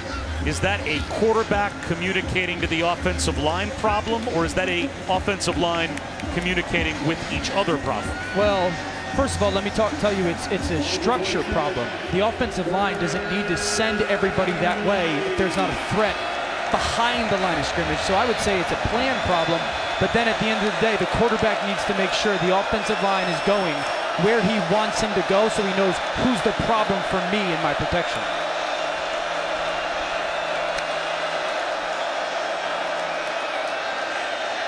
Wallace again, no chance to even set up shop and look downfield. Zachary Carter brings him down this time, and it's a 3-and-out to start the third quarter for Vandy. This is all about Carter winning one-on-one. Middle of the screen, gets on the center's shoulders, rips underneath, and he's too strong, too athletic. The sophomore out of Tampa, great start to this second half. In the last 15 years, Vanderbilt has never had a worse offensive half than the one that they just had. And it's not getting any better to start off the third quarter, as Deuce Wallace is 2 of 7 passing for 6 yards and an interception. Swain from the 31. He's got nowhere to go. Good punt coverage for the Commodores at the 34-yard line of Florida after a 48-yard kick. Swain tackled by Elijah McAllister for Vanderbilt. Now going back to the conversation about Vanderbilt's offense, Bob, right? So you talked about the protection. The biggest thing is if the 5 offensive linemen and the quarterback are wrong, they're right. They're okay, because as a quarterback, at least I know who my problem is. It might be the wrong problem, but I know that, right? And so there's been that miscommunication for them on third downs that has crushed their offense. They don't have a third down conversion yet today, and it's the small communication in their protections. Trask pitch and catch to Trayvon Grimes. And he's down the sideline. Stays in bounds! And he'll go the distance! 66 yards for a Gators touchdown.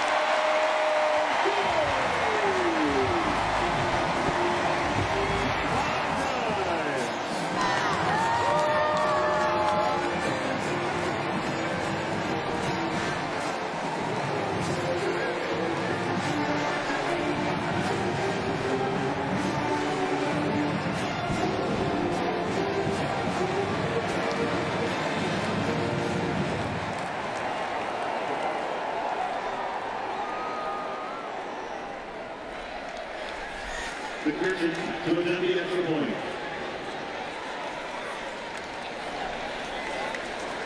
Trayvon Grimes did about as good a job as you could do to tightrope the sideline. And that is a season-long pass completion for Kyle Trask. Not too bad. You throw it about 8 yards and it goes for 66 and a touchdown. And now it's 21-0. Quarterbacks love these short throws.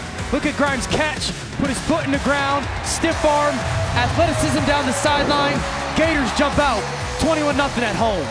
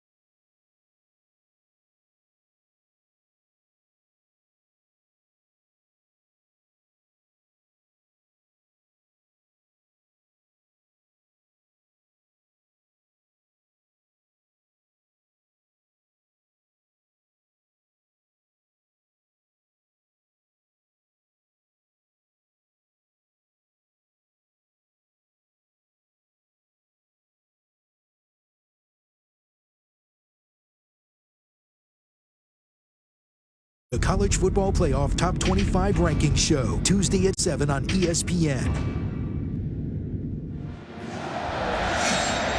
Well, let's take a look at this week's College Football Playoff Rankings, brought to you by Allstate. Penn State in trouble at Minnesota.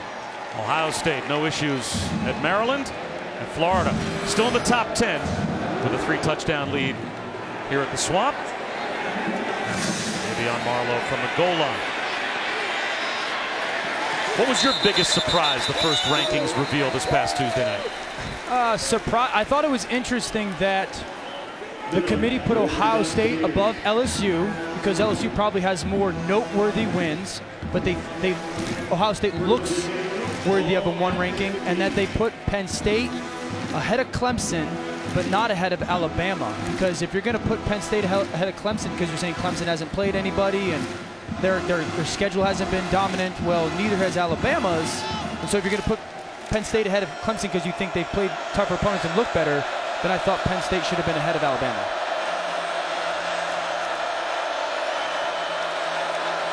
And off to Vaughn, cut down behind the line by a blitzing C.J. Henderson. Loses 5, back to the 11-yard line.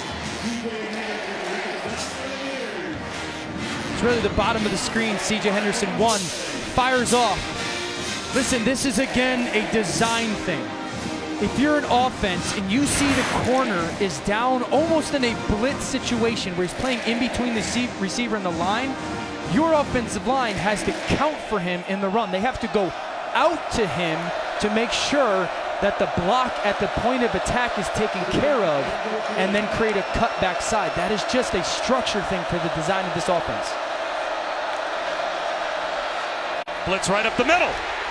And Wallace does well to get the ball off to Keyshawn Vaughn and avoid taking a sack inside his own 5-yard line. Ventrell Miller gave him a shot just as he let it go. So now it's 3rd down and 15. And Vanderbilt needs 6 more yards on this play than they have total offense in the game to this point to get a first down. Replay the down.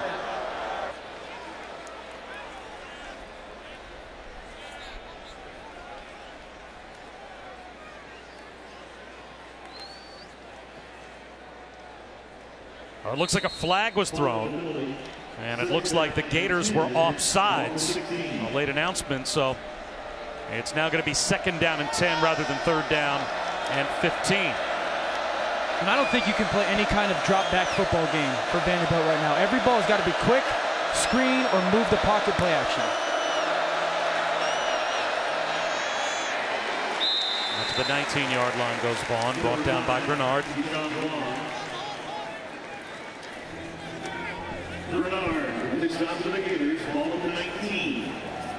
For Florida defensively so far on 3rd down, all they've done is actually what I thought they should have done last week against Georgia, was play up in your face, man-to-man coverage.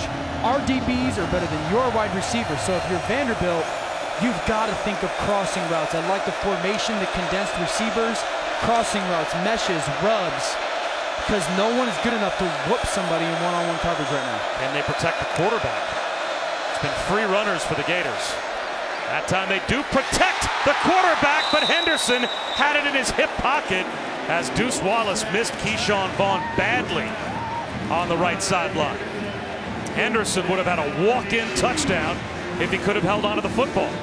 C.J. Henderson just kind of playing a cover 2 corner, reading the route concept, and Deuce Wallace throws it right to him. Obviously, ball comes out looking like a toaster. Probably a tough catch for C.J. Henderson because it looked like ball must have had some slip on it for Deuce Wallace or something. Something to explain that wobbly and inaccurate pass. Swain for the 42. And gets stood up right at midfield. Great field position for the Gators with a 3-touchdown lead when we return.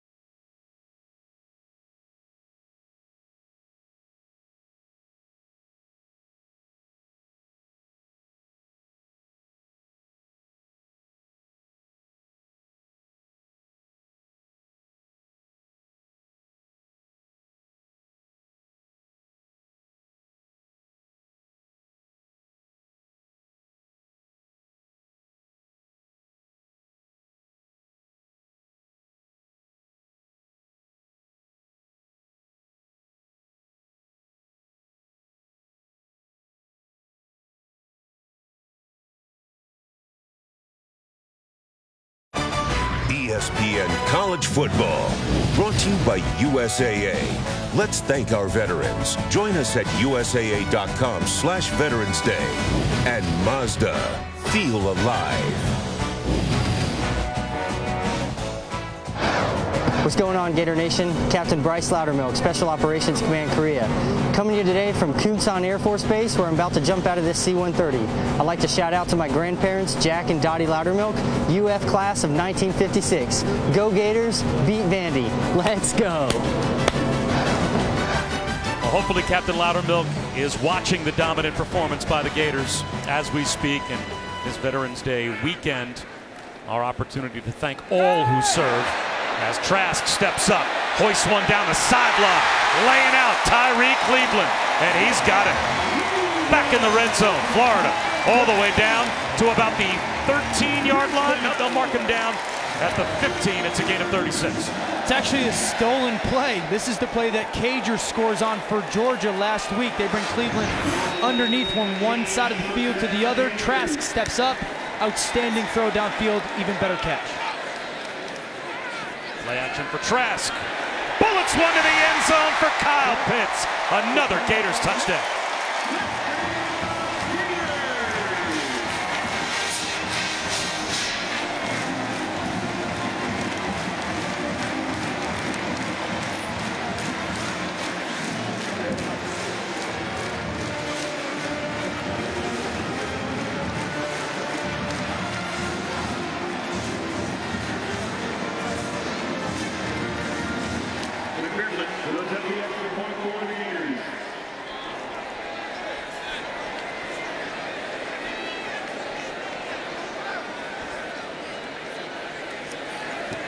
Florida has run 3 offensive plays here in the third quarter, and they've scored 2 touchdowns. Well, it's Kyle on the play fake to Kyle, the tight end.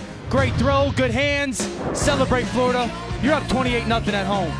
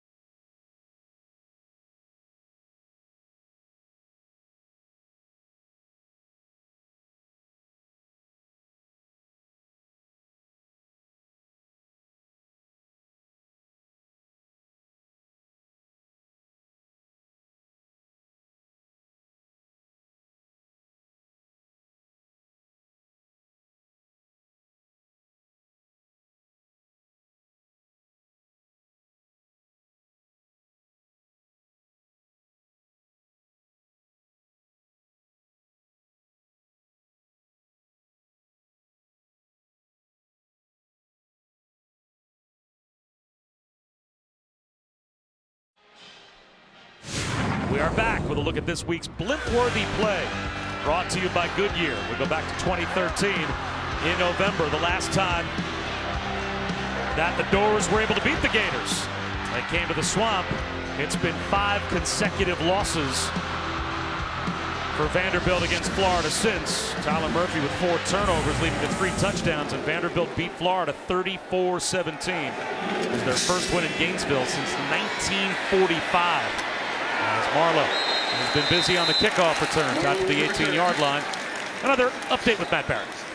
Okay, guys, look now, but Florida State has little life against Boston College. This Jordan Travis, first action for him, the Louisville transfer, takes it in from 26 yards out. Florida State up 17-14 on BC on ACC Network.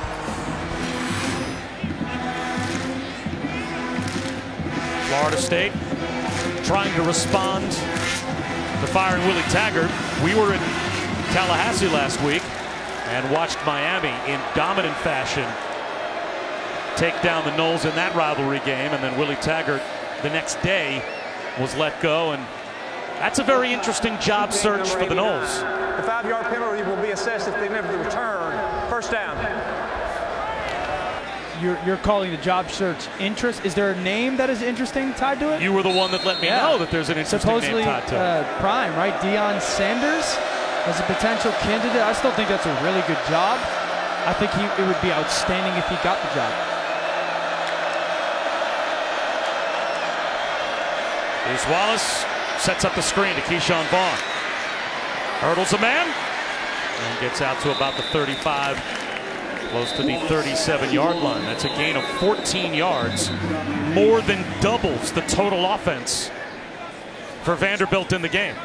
They had 6 passing yards and 12 total yards before that play, and now Cole Clemens, their right guard, is down.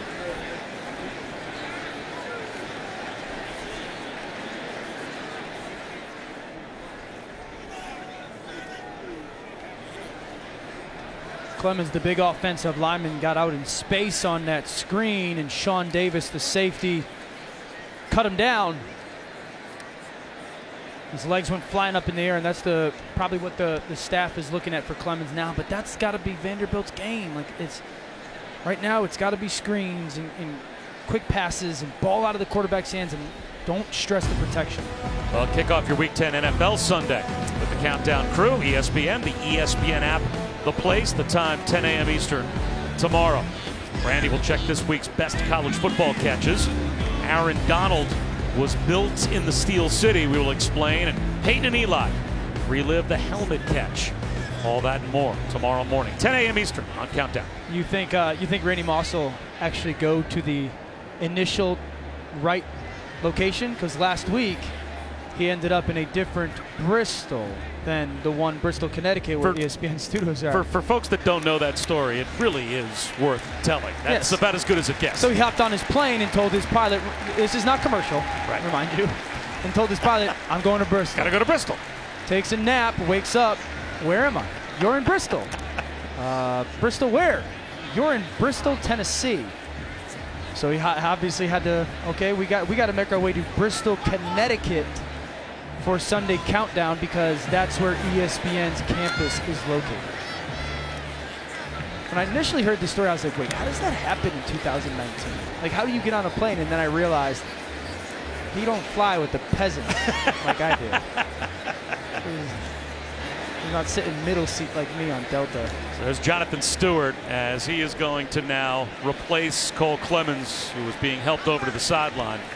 So we'll keep our fingers crossed that Clemens is okay.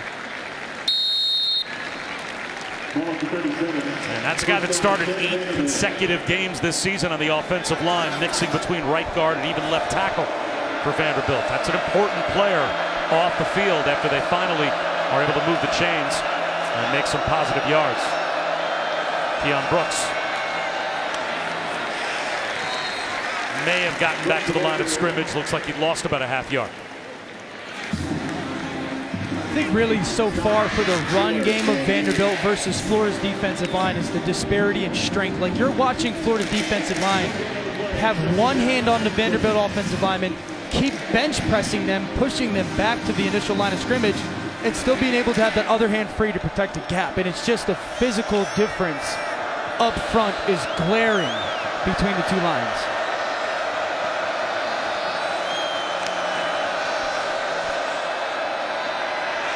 Wallace floats one into traffic, and Chris Pierce makes the catch, gets walloped, and holds onto the football. Oh, did he get popped by Sean Davis, but picked up 12 yards? Good job by Deuce Wallace of getting out of the pocket, And just a little pass to Chris Pierce in between bodies. Listen, I want no part of 31. We've seen 4 or 5 absolute haymakers from him today. It's on tape. He's a hitter. But, man, he's one of those safeties where as a receiver you go, hey, if I'm anywhere near him, you're really smart about throwing me the ball. That was a terrific clean hit. Play action for Wallace. He's looking to go downtown behind the defense, wide open. Would be his most dangerous target, Kalijah Lipscomb, and he just overthrows him. That's a walk-in touchdown if Wallace can put it on Lipscomb. Gotta hit this. Lipscomb at the top, outstanding freeze, lean on the corner, little chicken wing to break away, and he's got 4 or 5 yards of easy separation. And that is the story of the Vanderbilt season in many ways offensively, and picture of today is that's there, just not being made by the quarterback.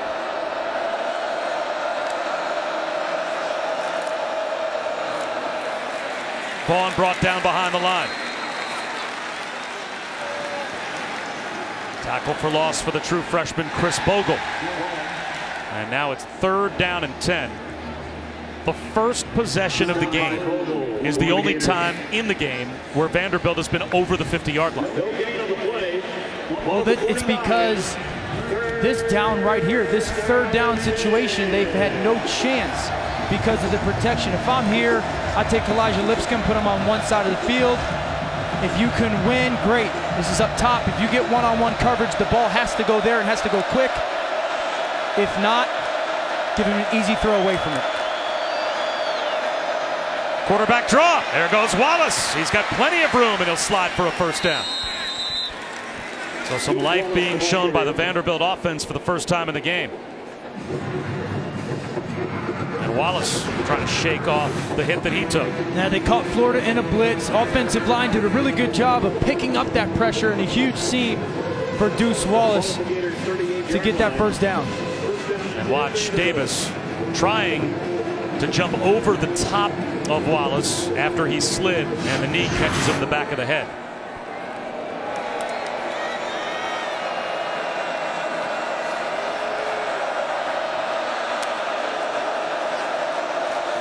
A sprint out for Deuce Wallace.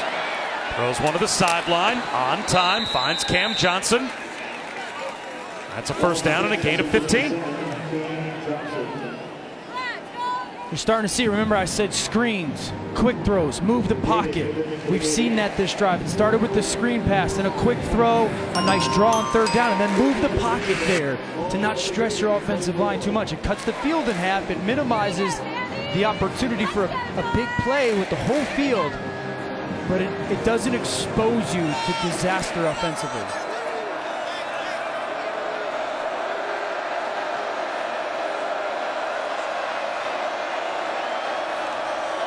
Hitch, caught by Bostic. Breaks a tackle. Stays in bounds. It's 1st and goal.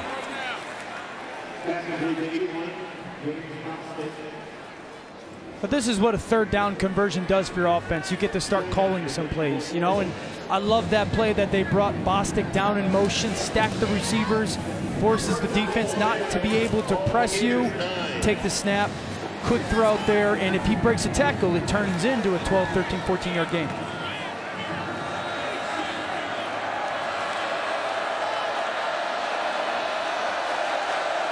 Quarterback run could be important on a zone read down here for Vanderbilt's offense. Vaughn barely gets back to the line of scrimmage. David Reese and Luke Ankrum bring him down. They'll actually mark him down at the 10-yard line. That's a loss of 1. 2nd down and goal at the 10. Now when the field gets condensed here, how much harder is it to come up with maybe some misdirection to get guys in space when you're playing more in a phone booth? Well, the thing for coaches to focus on is make sure you use all 53 and a third. It's got to be a horizontal game, sideline to sideline, rather than the vertical game because of that condensed space. Wallace looking end zone, incomplete. He wanted Jared Pinkney, the tight end, but that was Sean Davis playing center field again. So now it's 3rd down and goal at the 10. This is the 11th play of the drive. David Reese did a really good job of carrying Pinckney and then falling off, and Sean Davis was in the right spot. You know, Florida down here loves to play a combo coverage, a bracket coverage, where it's a zone, but it's also man on underneath guys. It's really hard offensively to find a matchup, but I gotta think Keyshawn Vaughn running away from a defender through traffic is your best option. Vaughn widest to the far side left at the top of your screen. Florida shows blitz. Here they come. Off the blind side. It's a strip sack. Diabate knocks it out. Grenard heading the other way. Touchdown.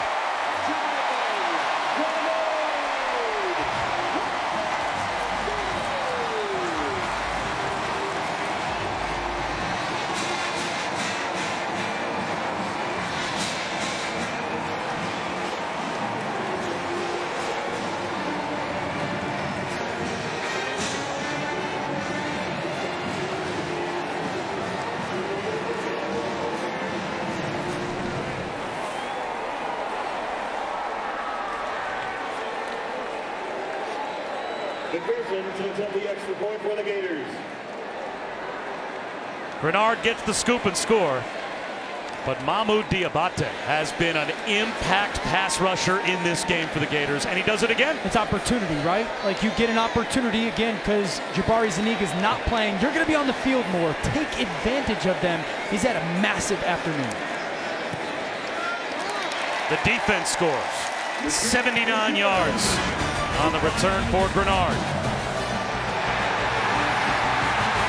How about the play by Grenard? Good bounce, pick up, strut it to the end zone, young man. Gators up 35-0.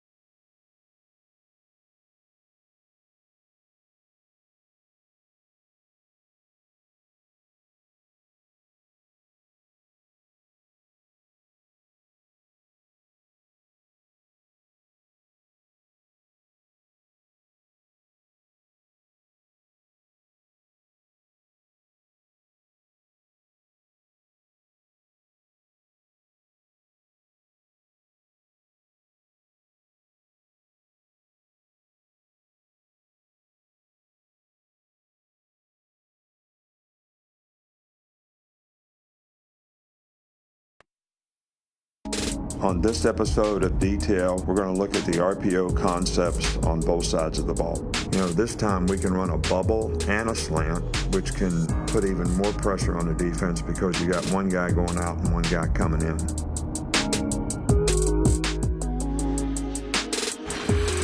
It's great stuff. Getting inside the mind of Nick Saban, even for a little peek behind the curtain.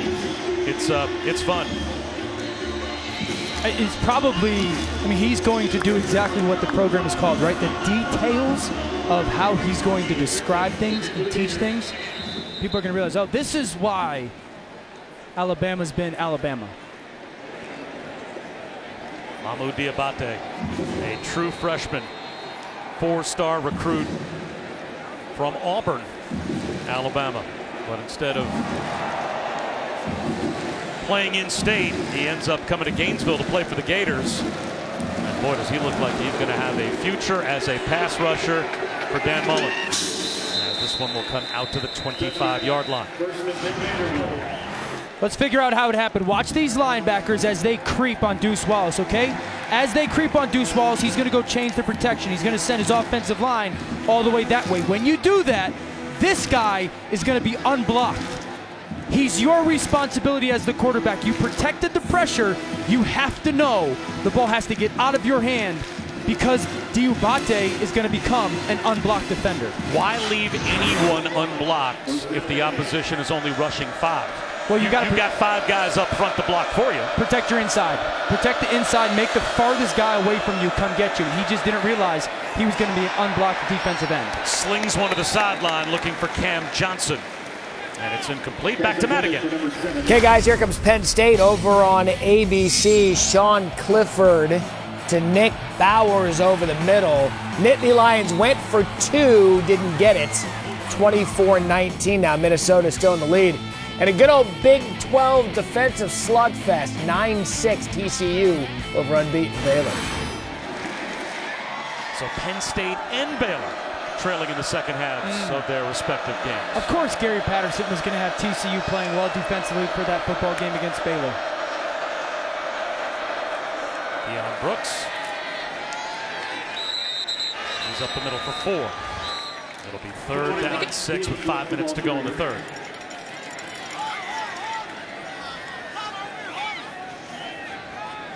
I mean, listen, if you're Keyshawn Vaughn and your body language on the sideline, I think he's a great player.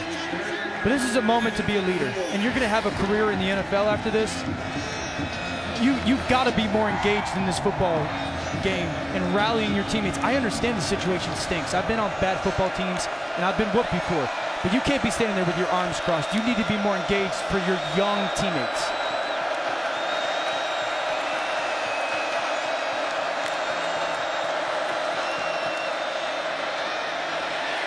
Off his back foot, heaving it to the sideline is Deuce Wallace. As once again, Vanderbilt just could not block up the pass protection. Guys, as Vanderbilt comes out here to punt, it's not often that we get to highlight the punter, but Harrison Smith certainly deserves that. He overcame so much at such a young age. You see, he was just 8 years old when his dad was diagnosed with Alzheimer's, who sounds like a remarkable man. He was a neurosurgeon, a musician, and a licensed pilot. He then passed away when Harrison was just a sophomore in high school after his battle with Alzheimer's. Shortly after that, as Harrison is dealing with everything a sophomore in high school does, academics, athletics, applying to schools, shortly after that, his mom, Amy, was diagnosed with breast cancer. Throughout this all, he remained supportive of his family, dedicated and focused on his schoolwork, able to get into Vanderbilt. His mom, thankfully, was cleared of cancer in 2018, and she said, whether it's my breast cancer diagnosis or his father's Alzheimer's, Harrison wanted to find a way to turn it into something good. He wanted to make it something we can all fight together. I think that's what he's done this year at Vanderbilt. He's tried so hard just to be consistent in his performance as best he knows how, and to help his teammates that he works so closely with just be calm and be focused. But a special young man who's overcame so much, and Harrison Smith, just a remarkable story. And he wants to follow in his father's footsteps. His major at Vanderbilt is neuroscience. What an incredible, first of all, Allison, outstanding job of telling that story for everybody. And then I think stories like that are just so amazing to me, that kids are able to handle that much and then turn it into something really healthy or good for their own lives. His dad was a medical school graduate at Vanderbilt, and he decided not only to follow in his father's footsteps as a neuroscience major at Vanderbilt, but walk on the football team and become the punter. And not only, by the way, is Harrison Smith a neuroscience major, Riley Gay, the place kicker, he majors in biochemistry and chemical biology, and he wants to go to medical school and work in either the trauma ward or the ICU. Little end around. Kadarius Toney. What a move. And another. Look at Kadarius Toney go. Finally tripped up at midfield.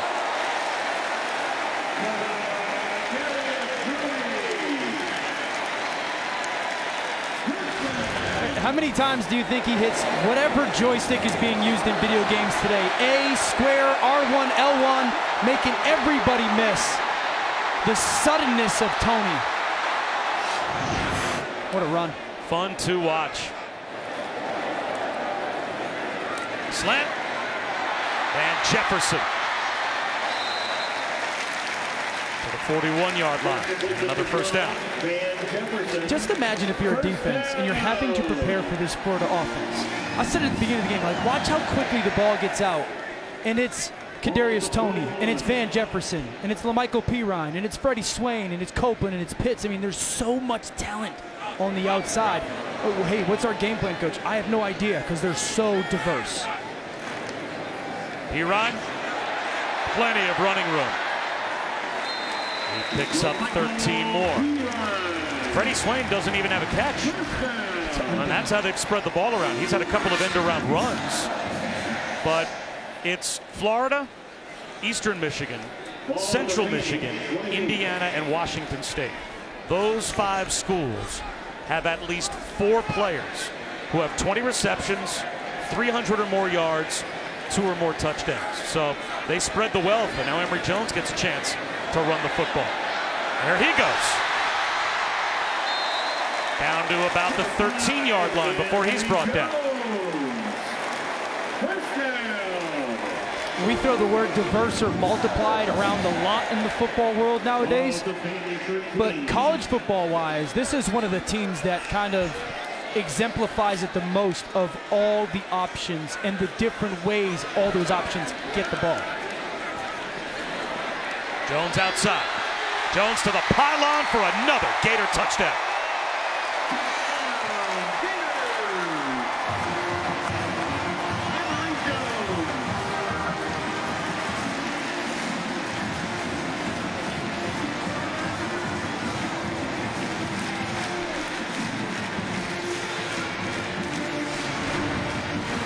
Nice job by Emory Jones following the guard and LaMichael Pirine, and he just gets out in the corner and says, I'm faster.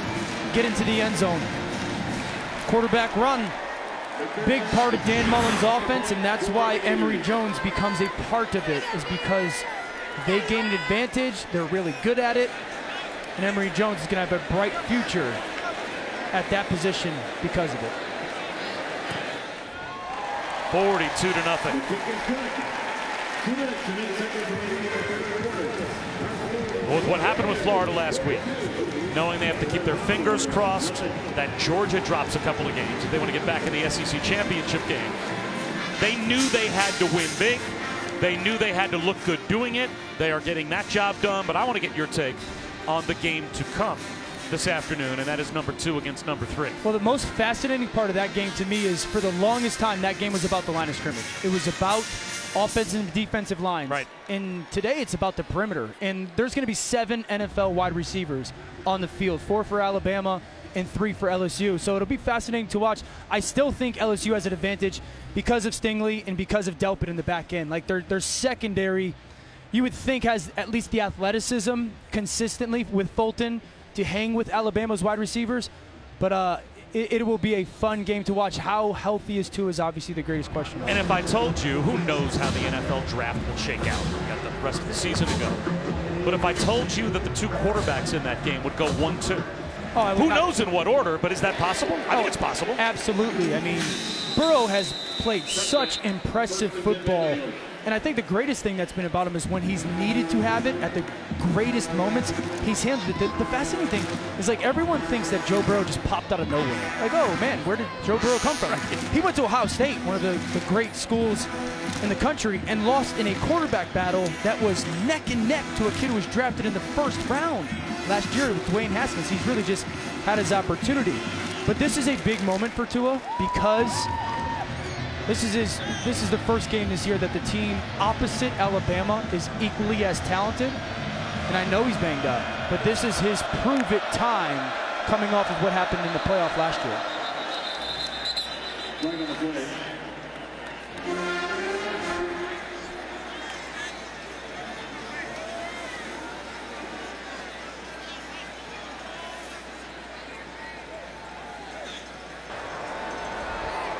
False start, offense number 73, 5-yard penalty, 1st down.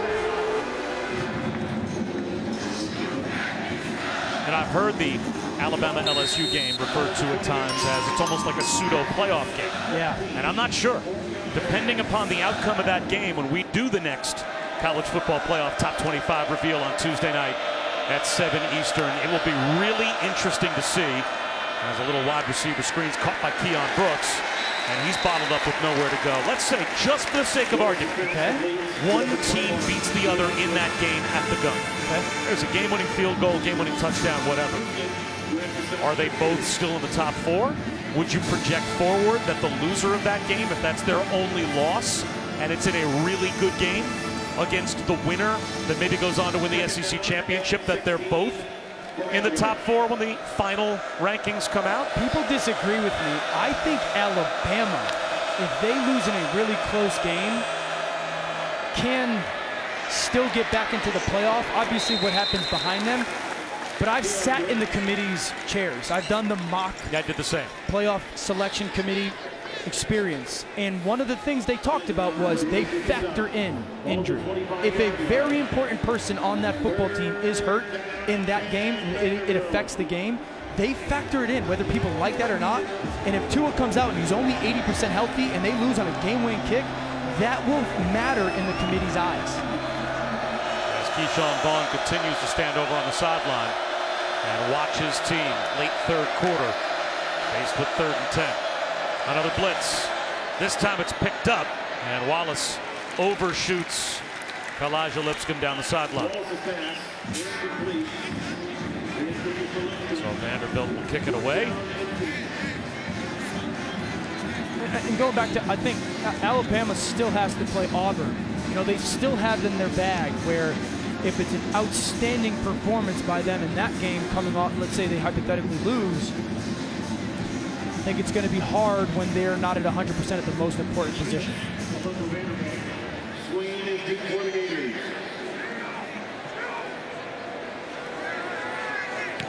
Harrison Smith with a spiraling kick. That's an NFL kick that drives Swain back to his own 25. And Swain is out to the 32-yard line. Another scoring update with Matt. All right, guys, here comes Minnesota right back. A big play here. Tanner Morgan's having a big game towards the end of the third quarter. Finds Rashad Bate and beats the Penn State defense. So the quarter would end. They would flip the field, bring in Seth Green up the gut. And right now it is boat rowing, 31-19. And not that long ago, our crew called the Cotton Bowl with Western Michigan taking on Wisconsin.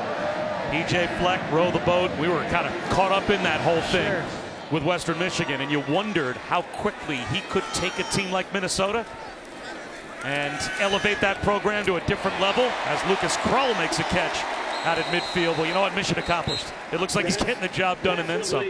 I was actually with PJ Fleck as a coach in the NFL. He was our wide receivers coach when I played for the Tampa Bay Buccaneers, and you quickly saw, I mean, there was no detail that went by him. There was incredible focus. There was an energy level that completely overcame everybody. Like, you bought into it, you totally committed to it, and you believed in it. And he's obviously won every single place that he has gone. Dominant performance for Florida as we head to the fourth quarter here in Gainesville.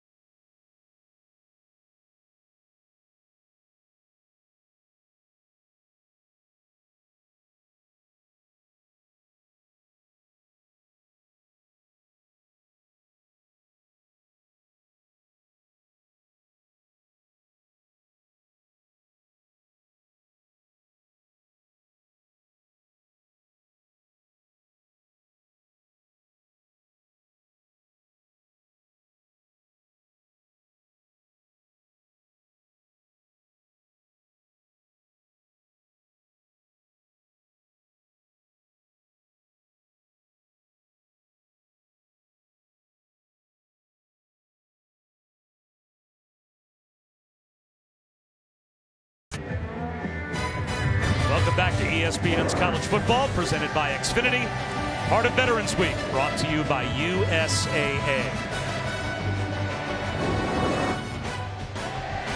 A dominant performance turned on specifically by the Gators in the third quarter, as they are just a hair shy of 500 yards of total offense.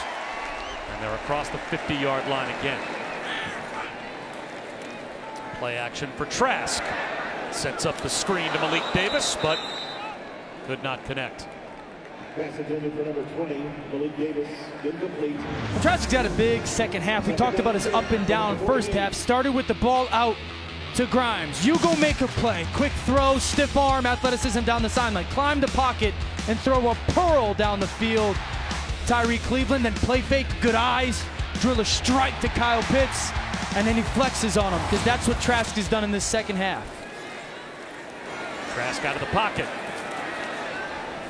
Hoists one to the sideline, and coming back was Jacob Copeland, but he couldn't hold on.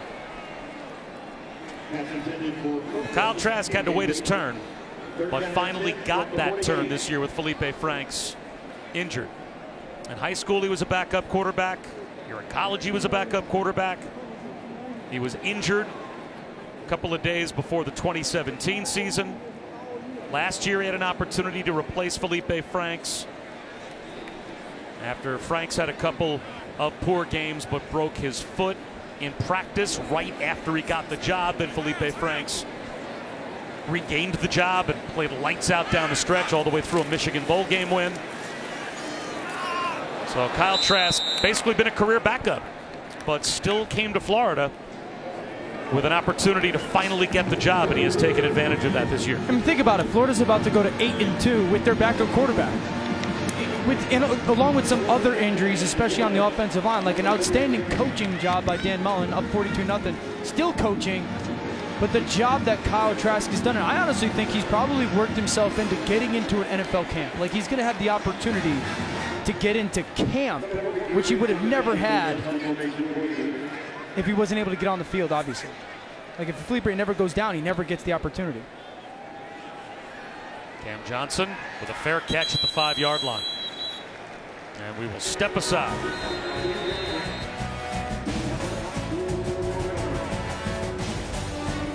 There's 14.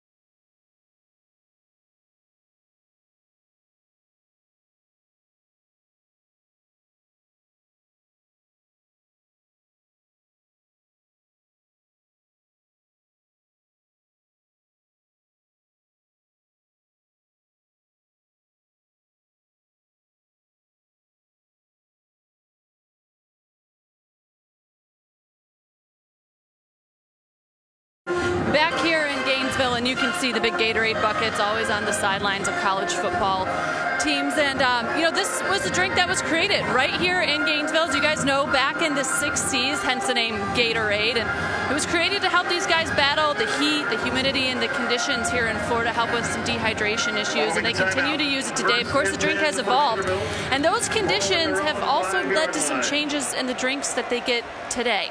So you guys upstairs there have a, we'll call it like a high-powered supercharged Gatorade that they give specifically to players here at Florida. Okay. Got a little extra sodium, guys. 1,000 milligrams of sodium to help replenish all that is lost, when you're working hard on the field or in the booth. You want us to drink this now? Watch how Pro does it. We're supposed to drink this? Yeah. Let me know what you think of the high-powered Gatorade. It's terrible. Why would anybody want to drink this? This is why I played quarterback. Vanderbilt. What? They're yelling a little at us. salty, but drink up. You guys got to hydrate.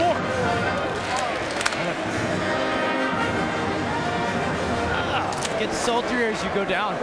It's like swimming in the ocean. I feel fine. I don't need that. It tastes like the ocean, doesn't it? It's salty. At least I'm hydrated.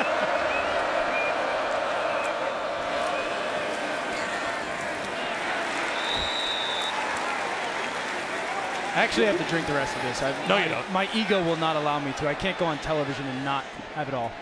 Keon Brooks knocked down, and now we got a little bit of woofing after the play is over. It's going to be 3rd down and 5 for Vanderbilt at their own 10-yard line.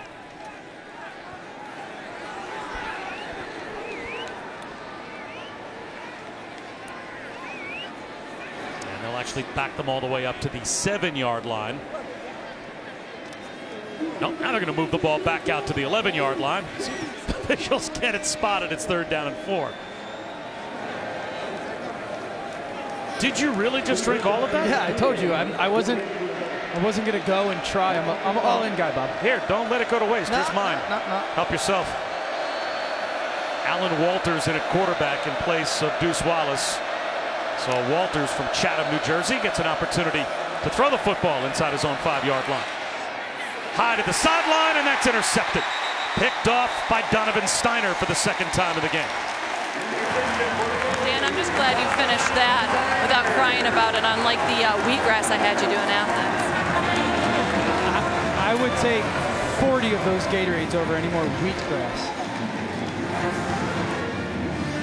So the first career pass attempt for Alan Walters ends up as a pick for the Gators. Yeah, it's tough. He's got to move in the pocket, and then Steiner's able to just play with vision on the quarterback as a cover 2 safety half the field. Once you move, those guys on defense move with you. Good learning experience for the young quarterback. 1st and 10 Gators, ball at the 1925.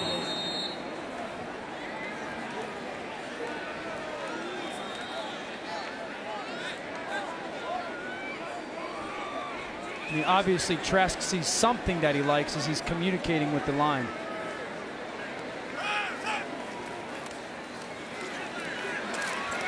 Floats one over the middle. Incomplete. Intended for Hammonds. Flag out.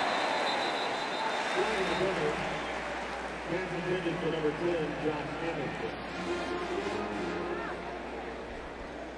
Williams, defending for Vanderbilt. Holding, defense number 5, 10-yard penalty, automatic 1st down.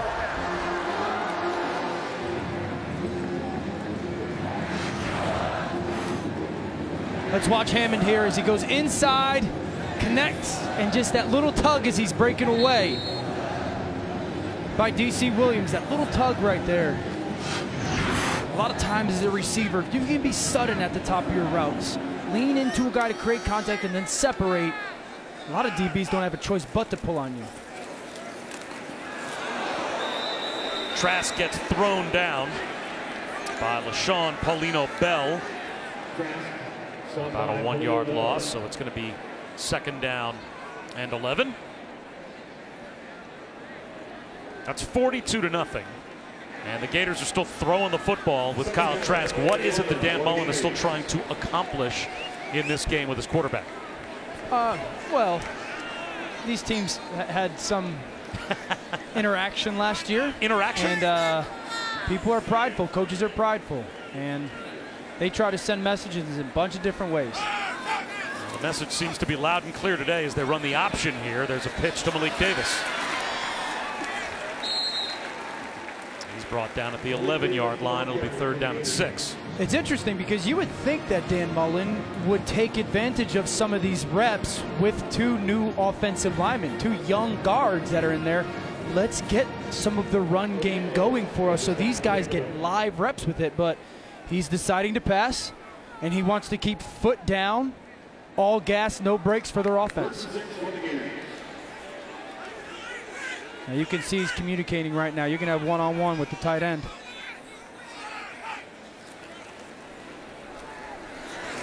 He's looking for the corner. See if the flag comes out, and it does. Josh Hammond, the intended receiver, and he was lassoed by Max Worship as the pass falls incomplete. In the end zone. Pass interference defense, number 14. The foul occurred in the end zone. Ball will be placed at the 2-yard line. Automatic first down. You can see Worship get there a little too early with Hammond. It was really because Hammond did a nice job of setting his angle on that corner route. Trask threw it to where he could go get it. And Worship just a blink early to try and break up that pass play. And this should really be quarterback run. Try to get something for your offensive line run game wise going, feeling good. Or run it with Malik Davis instead. And the pile gets pushed short of the goal line. Drew Birchmeyer kept Malik Davis out of the end zone.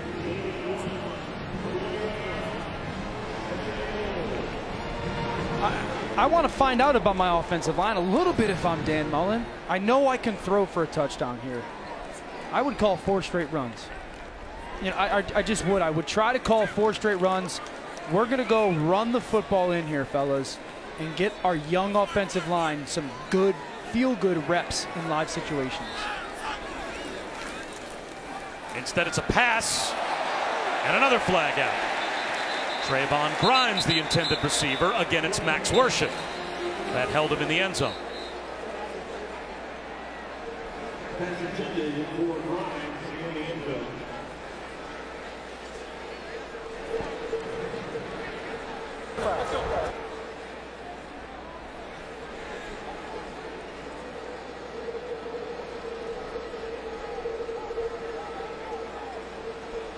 Couple of flags thrown in the end zone. And now we're getting an officials conference. Here's the call. Should be on both teams. There are 2 fouls on the play. Illegal formation offense. More than 4 players in the backfield. Pass interference, defense. Those penalties offset. Replay the down. So they'll go right back to 2nd down and goal at the 1. Listen, I said it, I really think this needs to be run game. I mean, you've gone for it on 4th down in the past 2 weeks, and it's been a pass. Your offensive line starts to get a feeling that you don't think they're good enough to run the ball behind. This needs to be quarterback run for this offense, just to feel good about the run game. Oh, there's Emory Jones. Quarterback run at the goal line, and it is a touchdown.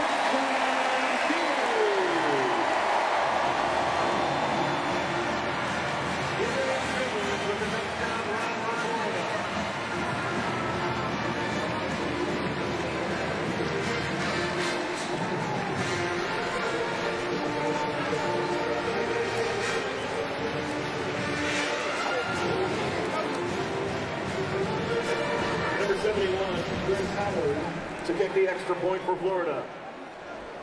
Redshirt sophomore Chris Howard, the backup to Evan McPherson, gets a chance to come in and try his 3rd point after of the season.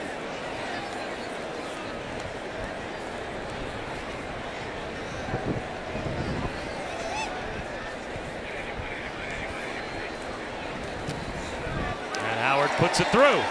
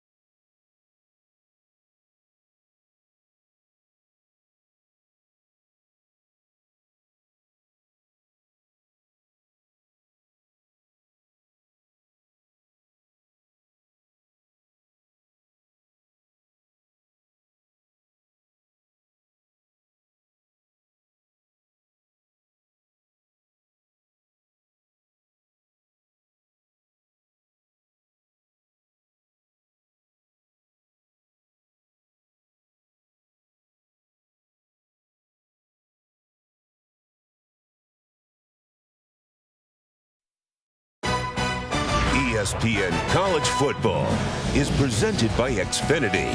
Get the ultimate in-home Wi-Fi experience with Xfinity XFi. And in part by Allstate, reminding you that football season is mayhem.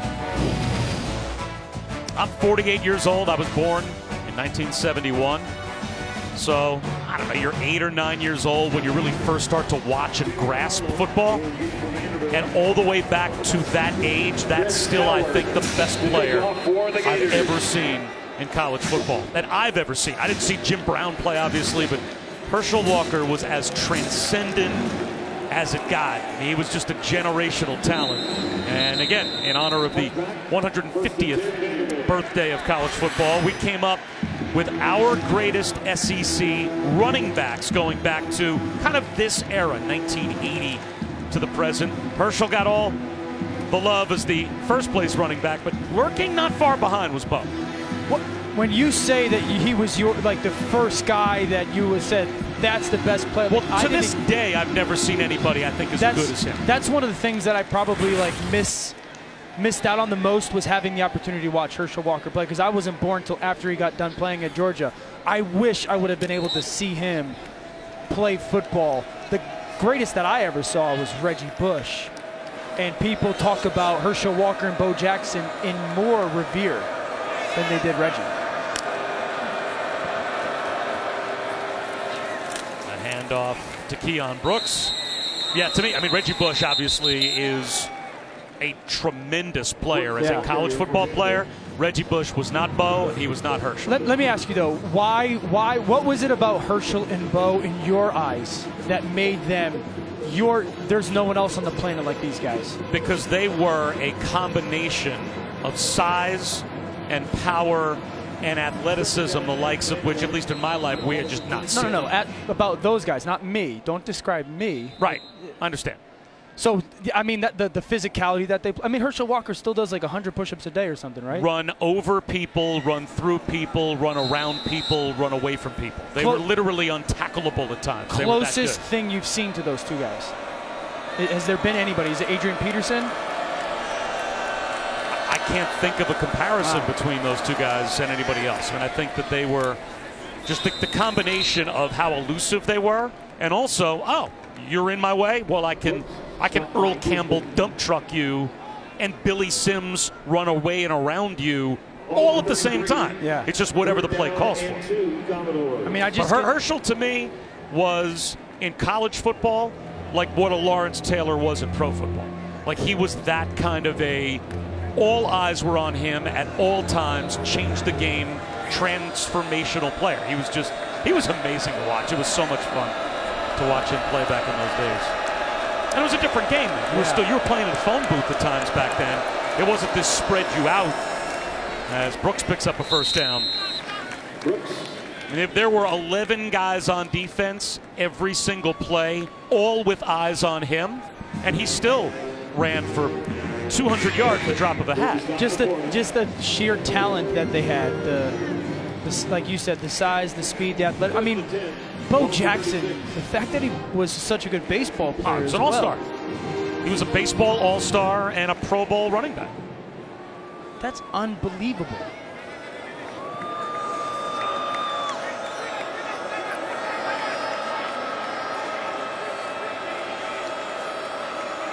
As a sports fan, when you heard that Bo Jackson's hips caused him to end his football and baseball careers, whether you rooted for those teams that he played for or not, you were devastated because you weren't going to get a chance to watch him play again. You knew that's how good he was. What could have been.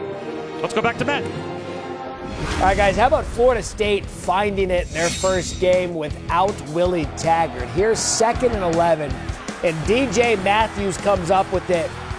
Great individual effort after he cuts back here. He's going to dive for the pylon. 62 yards later, Florida State takes the lead.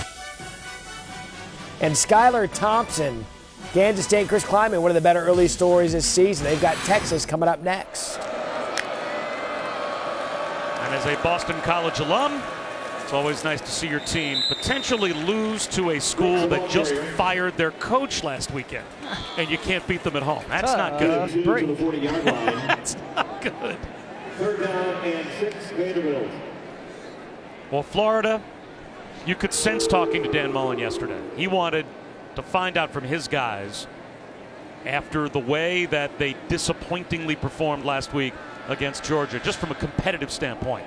We're going to go back out there. We're going to show everybody maybe what we are and who we can be. I think that scoreboard in the lower right corner of our screen tells the story of how the players on his team received that message. Yeah, I think he's got to be really pleased with so many things about this football game that were important for them to play well and have a chance to win and then run away with the score. Alan Walters, elusive, and rifles one to the sideline for a first down. How about that response by the young quarterback, right? He was backed up and had to move the pocket and end up throwing a pick, and it's kind of same situation down in the swamp to make that play. Good for him. Flag down on the play as well. After the play, personal foul defense number 98. 15-yard penalty, automatic first down. So Luke Ankrum adds 15 yards on for Vanderbilt. And tonight, 7:30 Eastern, ABC and the ESPN app, Clemson, NC State. Saturday Night Football, presented by Bass Pro Shops and Cabela's. Clemson, you have to think, is a team that also is going to get that message every week from Dabo Swinney, and that is, guys, we have to win, and we have to look good doing it. I also think they're becoming one of those handful of, maybe 2 or 3 programs that the coach does such a good job, they don't pay attention to the opponent. They know that it's them versus them every single week. The only team I've seen do that consistently is Alabama under Nick. Alabama LSU ends the way we talked about it earlier. Epic. Yep. Down to the last possession. Yep. The winner of that game loses to Georgia in the SEC championship game.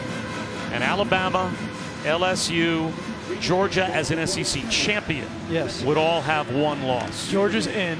Georgia's going to get in because they're going to look at the South Carolina game, right? Because they had the 4 turnovers and go, that was an anomaly for that football team, right? So Georgia's in, and then how does does LSU win? Does Alabama win? This is why I love it. I love it because there's such endless conversation. And what happens in the Penn State game? What happens in the Big Ten? Does Oregon win 12 in a row? Because everyone forgets that Oregon lost that week 1 against Auburn on the last play without 4 starters as well. Like those starters are back healthy now for a team that would have 12 wins in a row. Does anyone come out of the Big 12? I guess my question is, if we put that chaos all into place, is there any scenario, I don't think so, but I'm just playing devil's advocate, a sliver of a possibility that Clemson runs the table, they don't win every game by 40, and they end up out? Timeout. I want your answer to that question when we come back with 4:05 to go in the fourth quarter.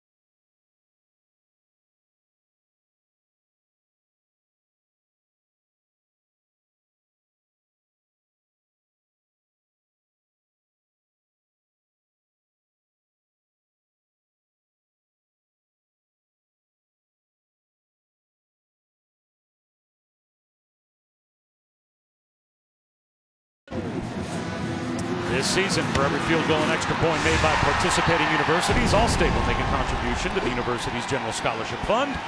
Thank you, Allstate. Bob Wischusen, Dan Orlovsky, Allison Williams back here at the Swamp. A little over 4 minutes to go, and it's been all Gators over Vanderbilt. So, Dan, we teased it. Yes. Now your answer. There's chaos in the SEC. Who knows what happens in the Big Ten? Who knows if Oklahoma's able to run the table for the rest of the way, maybe get a couple of wins over Baylor. And any number of scenarios could play out. Is there even a chance that if Clemson goes undefeated, they would be left out of the top four? The crazy person in me says yes. The logical person in me says no. Blitz. Walters heaves it to the sideline. So, guys, I did that playoff mock selection this year as well. I know you guys have done it in previous years. The year we had was 2014, the first year of the playoff, and that was the year that Florida State was the defending national champion, and they made it through. And it was like their numbers, statistically kind of similar to Clemson, were really unimpressive, but they won. And when it came time to voting, there was nobody in that room that could really get past the fact that they were an undefeated defending national champion. Like you couldn't leave them out because of that. So that I makes think, sense. yeah, I mean, even if Clemson doesn't thump everybody, I really don't see a scenario where they're left out. Riley gave from 45 yards to try and get Vanderbilt on the board, and now delay of game is called. I lean towards Allison. I lean towards like it's going to be almost impossible to keep Clemson out. But we've seen weird things happen in the committee. Like, we've seen it, and you just don't know what's going to happen over the next couple weeks and what team loses to who and where and who's healthy and what's the weather and all that stuff. This season, we had Kansas State, Oklahoma. We had South Carolina, Georgia. We've had teams that were 3-touchdown underdogs pull off an upset.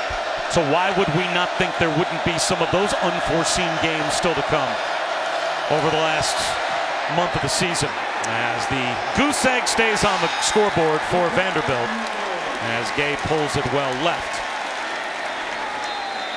And a frustrating afternoon for Derek Mason.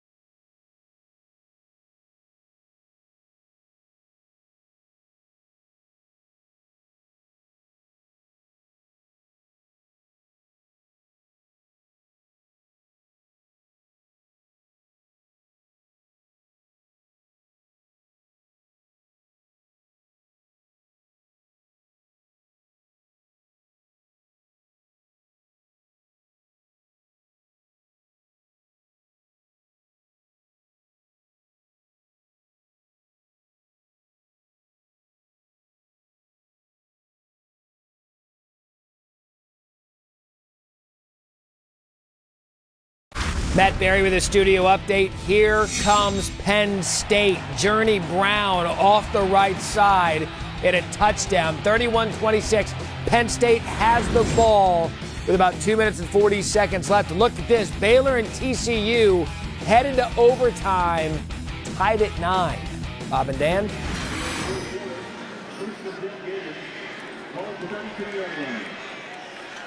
Penn State going down to the wire, Baylor going down to the wire. And this one was decided a long time ago. Henry Jones knocked to the turf after the whistles blew with a flag down with under 4 minutes to go. Offside, defense number 55, 5-yard penalty, first down.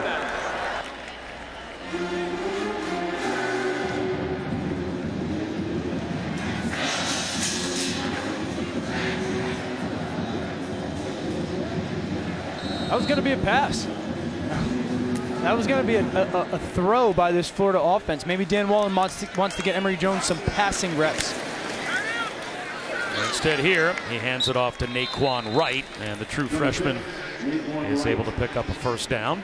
Sports Center tonight after Wyoming Boise. Kenny Mayne and Zubin Mehenti will have all the latest LSU Alabama postgame reaction. Plus Penn State trying to stay in that college football playoff top 4, going down to the wire against Minnesota. How good can the James Harden-Russell Westbrook combo be? All that on Sports Center after college football later on tonight. ESPN and the ESPN app. There is something going on with the Florida offense. Like today, you're talking Pirine, their starting tailback, is their 4th leading rusher. 4th. I mean, he's behind both Kyle Trask and Emory Jones in rushing. And then Kadarius Toney has more rushing yards than Michael Pirine as well. This is coming off of last week's performance where there was no run game either. There's something there that needs to get fixed. Here is Kadarius Toney. He's got another first down. Well, think about the quarterbacks that during his career Dan Mullen has had. When he was at Utah with Urban, he had Alex Smith, turned him into the #1 pick in the NFL draft. Here, as the offensive coordinator, he had Tim Tebow. Turned him into a first-round pick and a Heisman Trophy winner.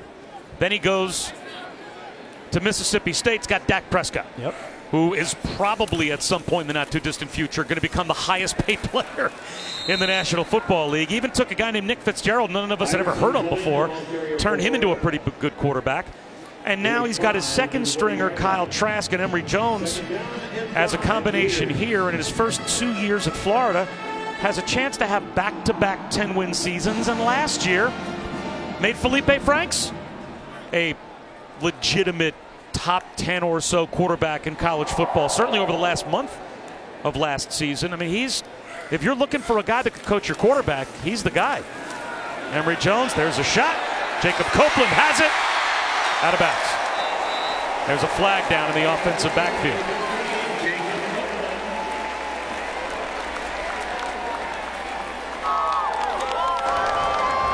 Personal foul, roughing the passer, defense, number 12. Half the distance to the goal, automatic first down. When we talked to Dan Mullen about the quarterbacks, and we were asking, okay, Kyle, as we see Emory Jones just deliver a perfect ball, and there's that late hit, but we talked about quarterbacking. He said, one of the things that he does with his quarterbacks is if you're the starter, he will randomly put you with the 3rd string offense. And he goes, you want to see leadership? You want to see if a guy can elevate people around him? Put the starting quarterback with the 3rd string offense and see if he handles it there. That's when you know, or you find out what a guy is when it comes to a leadership and the impact that he can have around people around him that are lesser, right? He said, listen, well, if you can only play well when you're with the starters, well, you're just an okay player. But if you can play well with the 3rd strings, that's when you see a guy special. And you mentioned it, Bob, how impactful he is with quarterbacks. If Florida hasn't delivered the message against Vanderbilt to this point, I think they have delivered it now. As Emory Jones is into the end zone with a touchdown.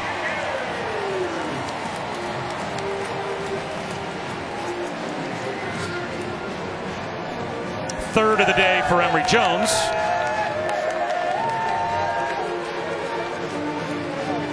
And that is a head coach that I would imagine is probably not going to be pleased to have to shake the hand of the other head coach, considering the score and the fact that with a minute to go, Florida's still scoring touchdowns. I will say this, though. I'm a Derek Mason fan. I am. I think he's a really good head coach. In our conversations with him this week, he was very impressive. Tough day today. outmanned. But I think he's a good coach and the right coach at Vanderbilt. With 1 minute and 6 seconds remaining in the game. Our score, the Florida Gators 56, Vanderbilt Commodores nothing.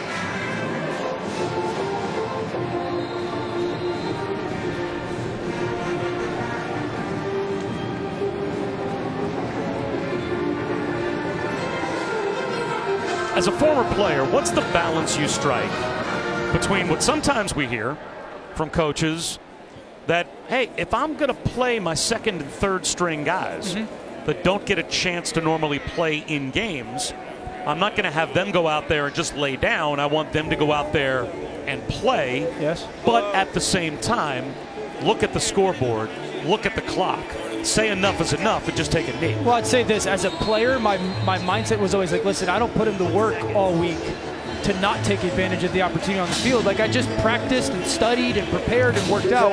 If I'm on the field, I want to go play as well as I can. That's part of what I have to do as a student athlete, is go play as good as I can when I'm on the field. As a coach, you can handle that differently. You can go about your play calls and understand this play call is not the best here, but I'm calling it because of the situation of the game. Let's go back to Matt. Guys, it appears Minnesota could drop the anchor in the water now. 31-26, Penn State an opportunity. Jordan Howden picks off Sean Clifford. 31-26, Penn State, no timeouts left. Minnesota ball. That's a program-defining win. That's the kind of win where everyone's looking at you in your league saying, you play in the pretender division. Yeah. That's the lesser division. Now the big boy from the East is going to come west, and now we're really going to find out what you're made of? You go out there and win? That's a program-defining win for Minnesota. I completely agree. That you just beat the team that was probably, I mean, one of the more talked about coming out of the rankings. Oh, they put Penn State at number 4. Penn State's played the second toughest schedule, all that. You go and do that, now everyone's saying, okay, maybe Minnesota's better than we thought. What an impressive win by Minnesota. Because we've had Penn State, and they're really good. Really good.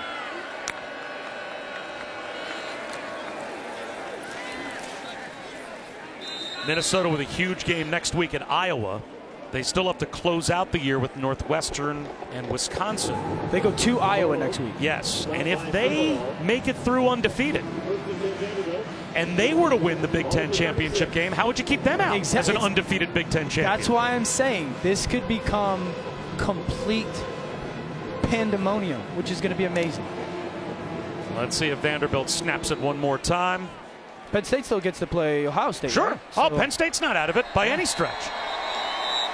But out of it this afternoon and outmanned Vanderbilt 56-0 is your final.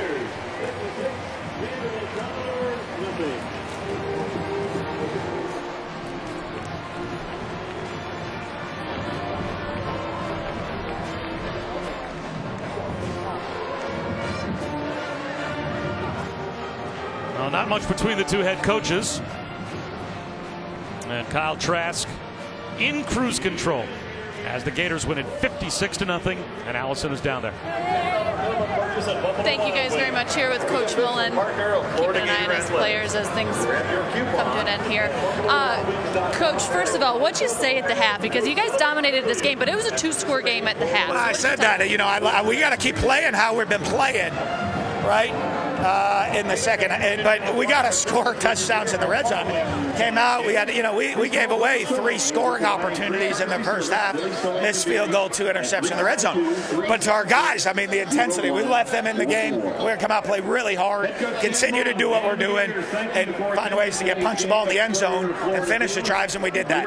They certainly did that in the second half. And what did this team show you about the way they responded following a difficult loss last week? Well, I think, you're looking at, we talked about it. Hey, people are going to be wondering what type of team we are, how we're going to respond to a loss, come out here and play with a little chip on our shoulder, and as a competitor, that's what you want to do.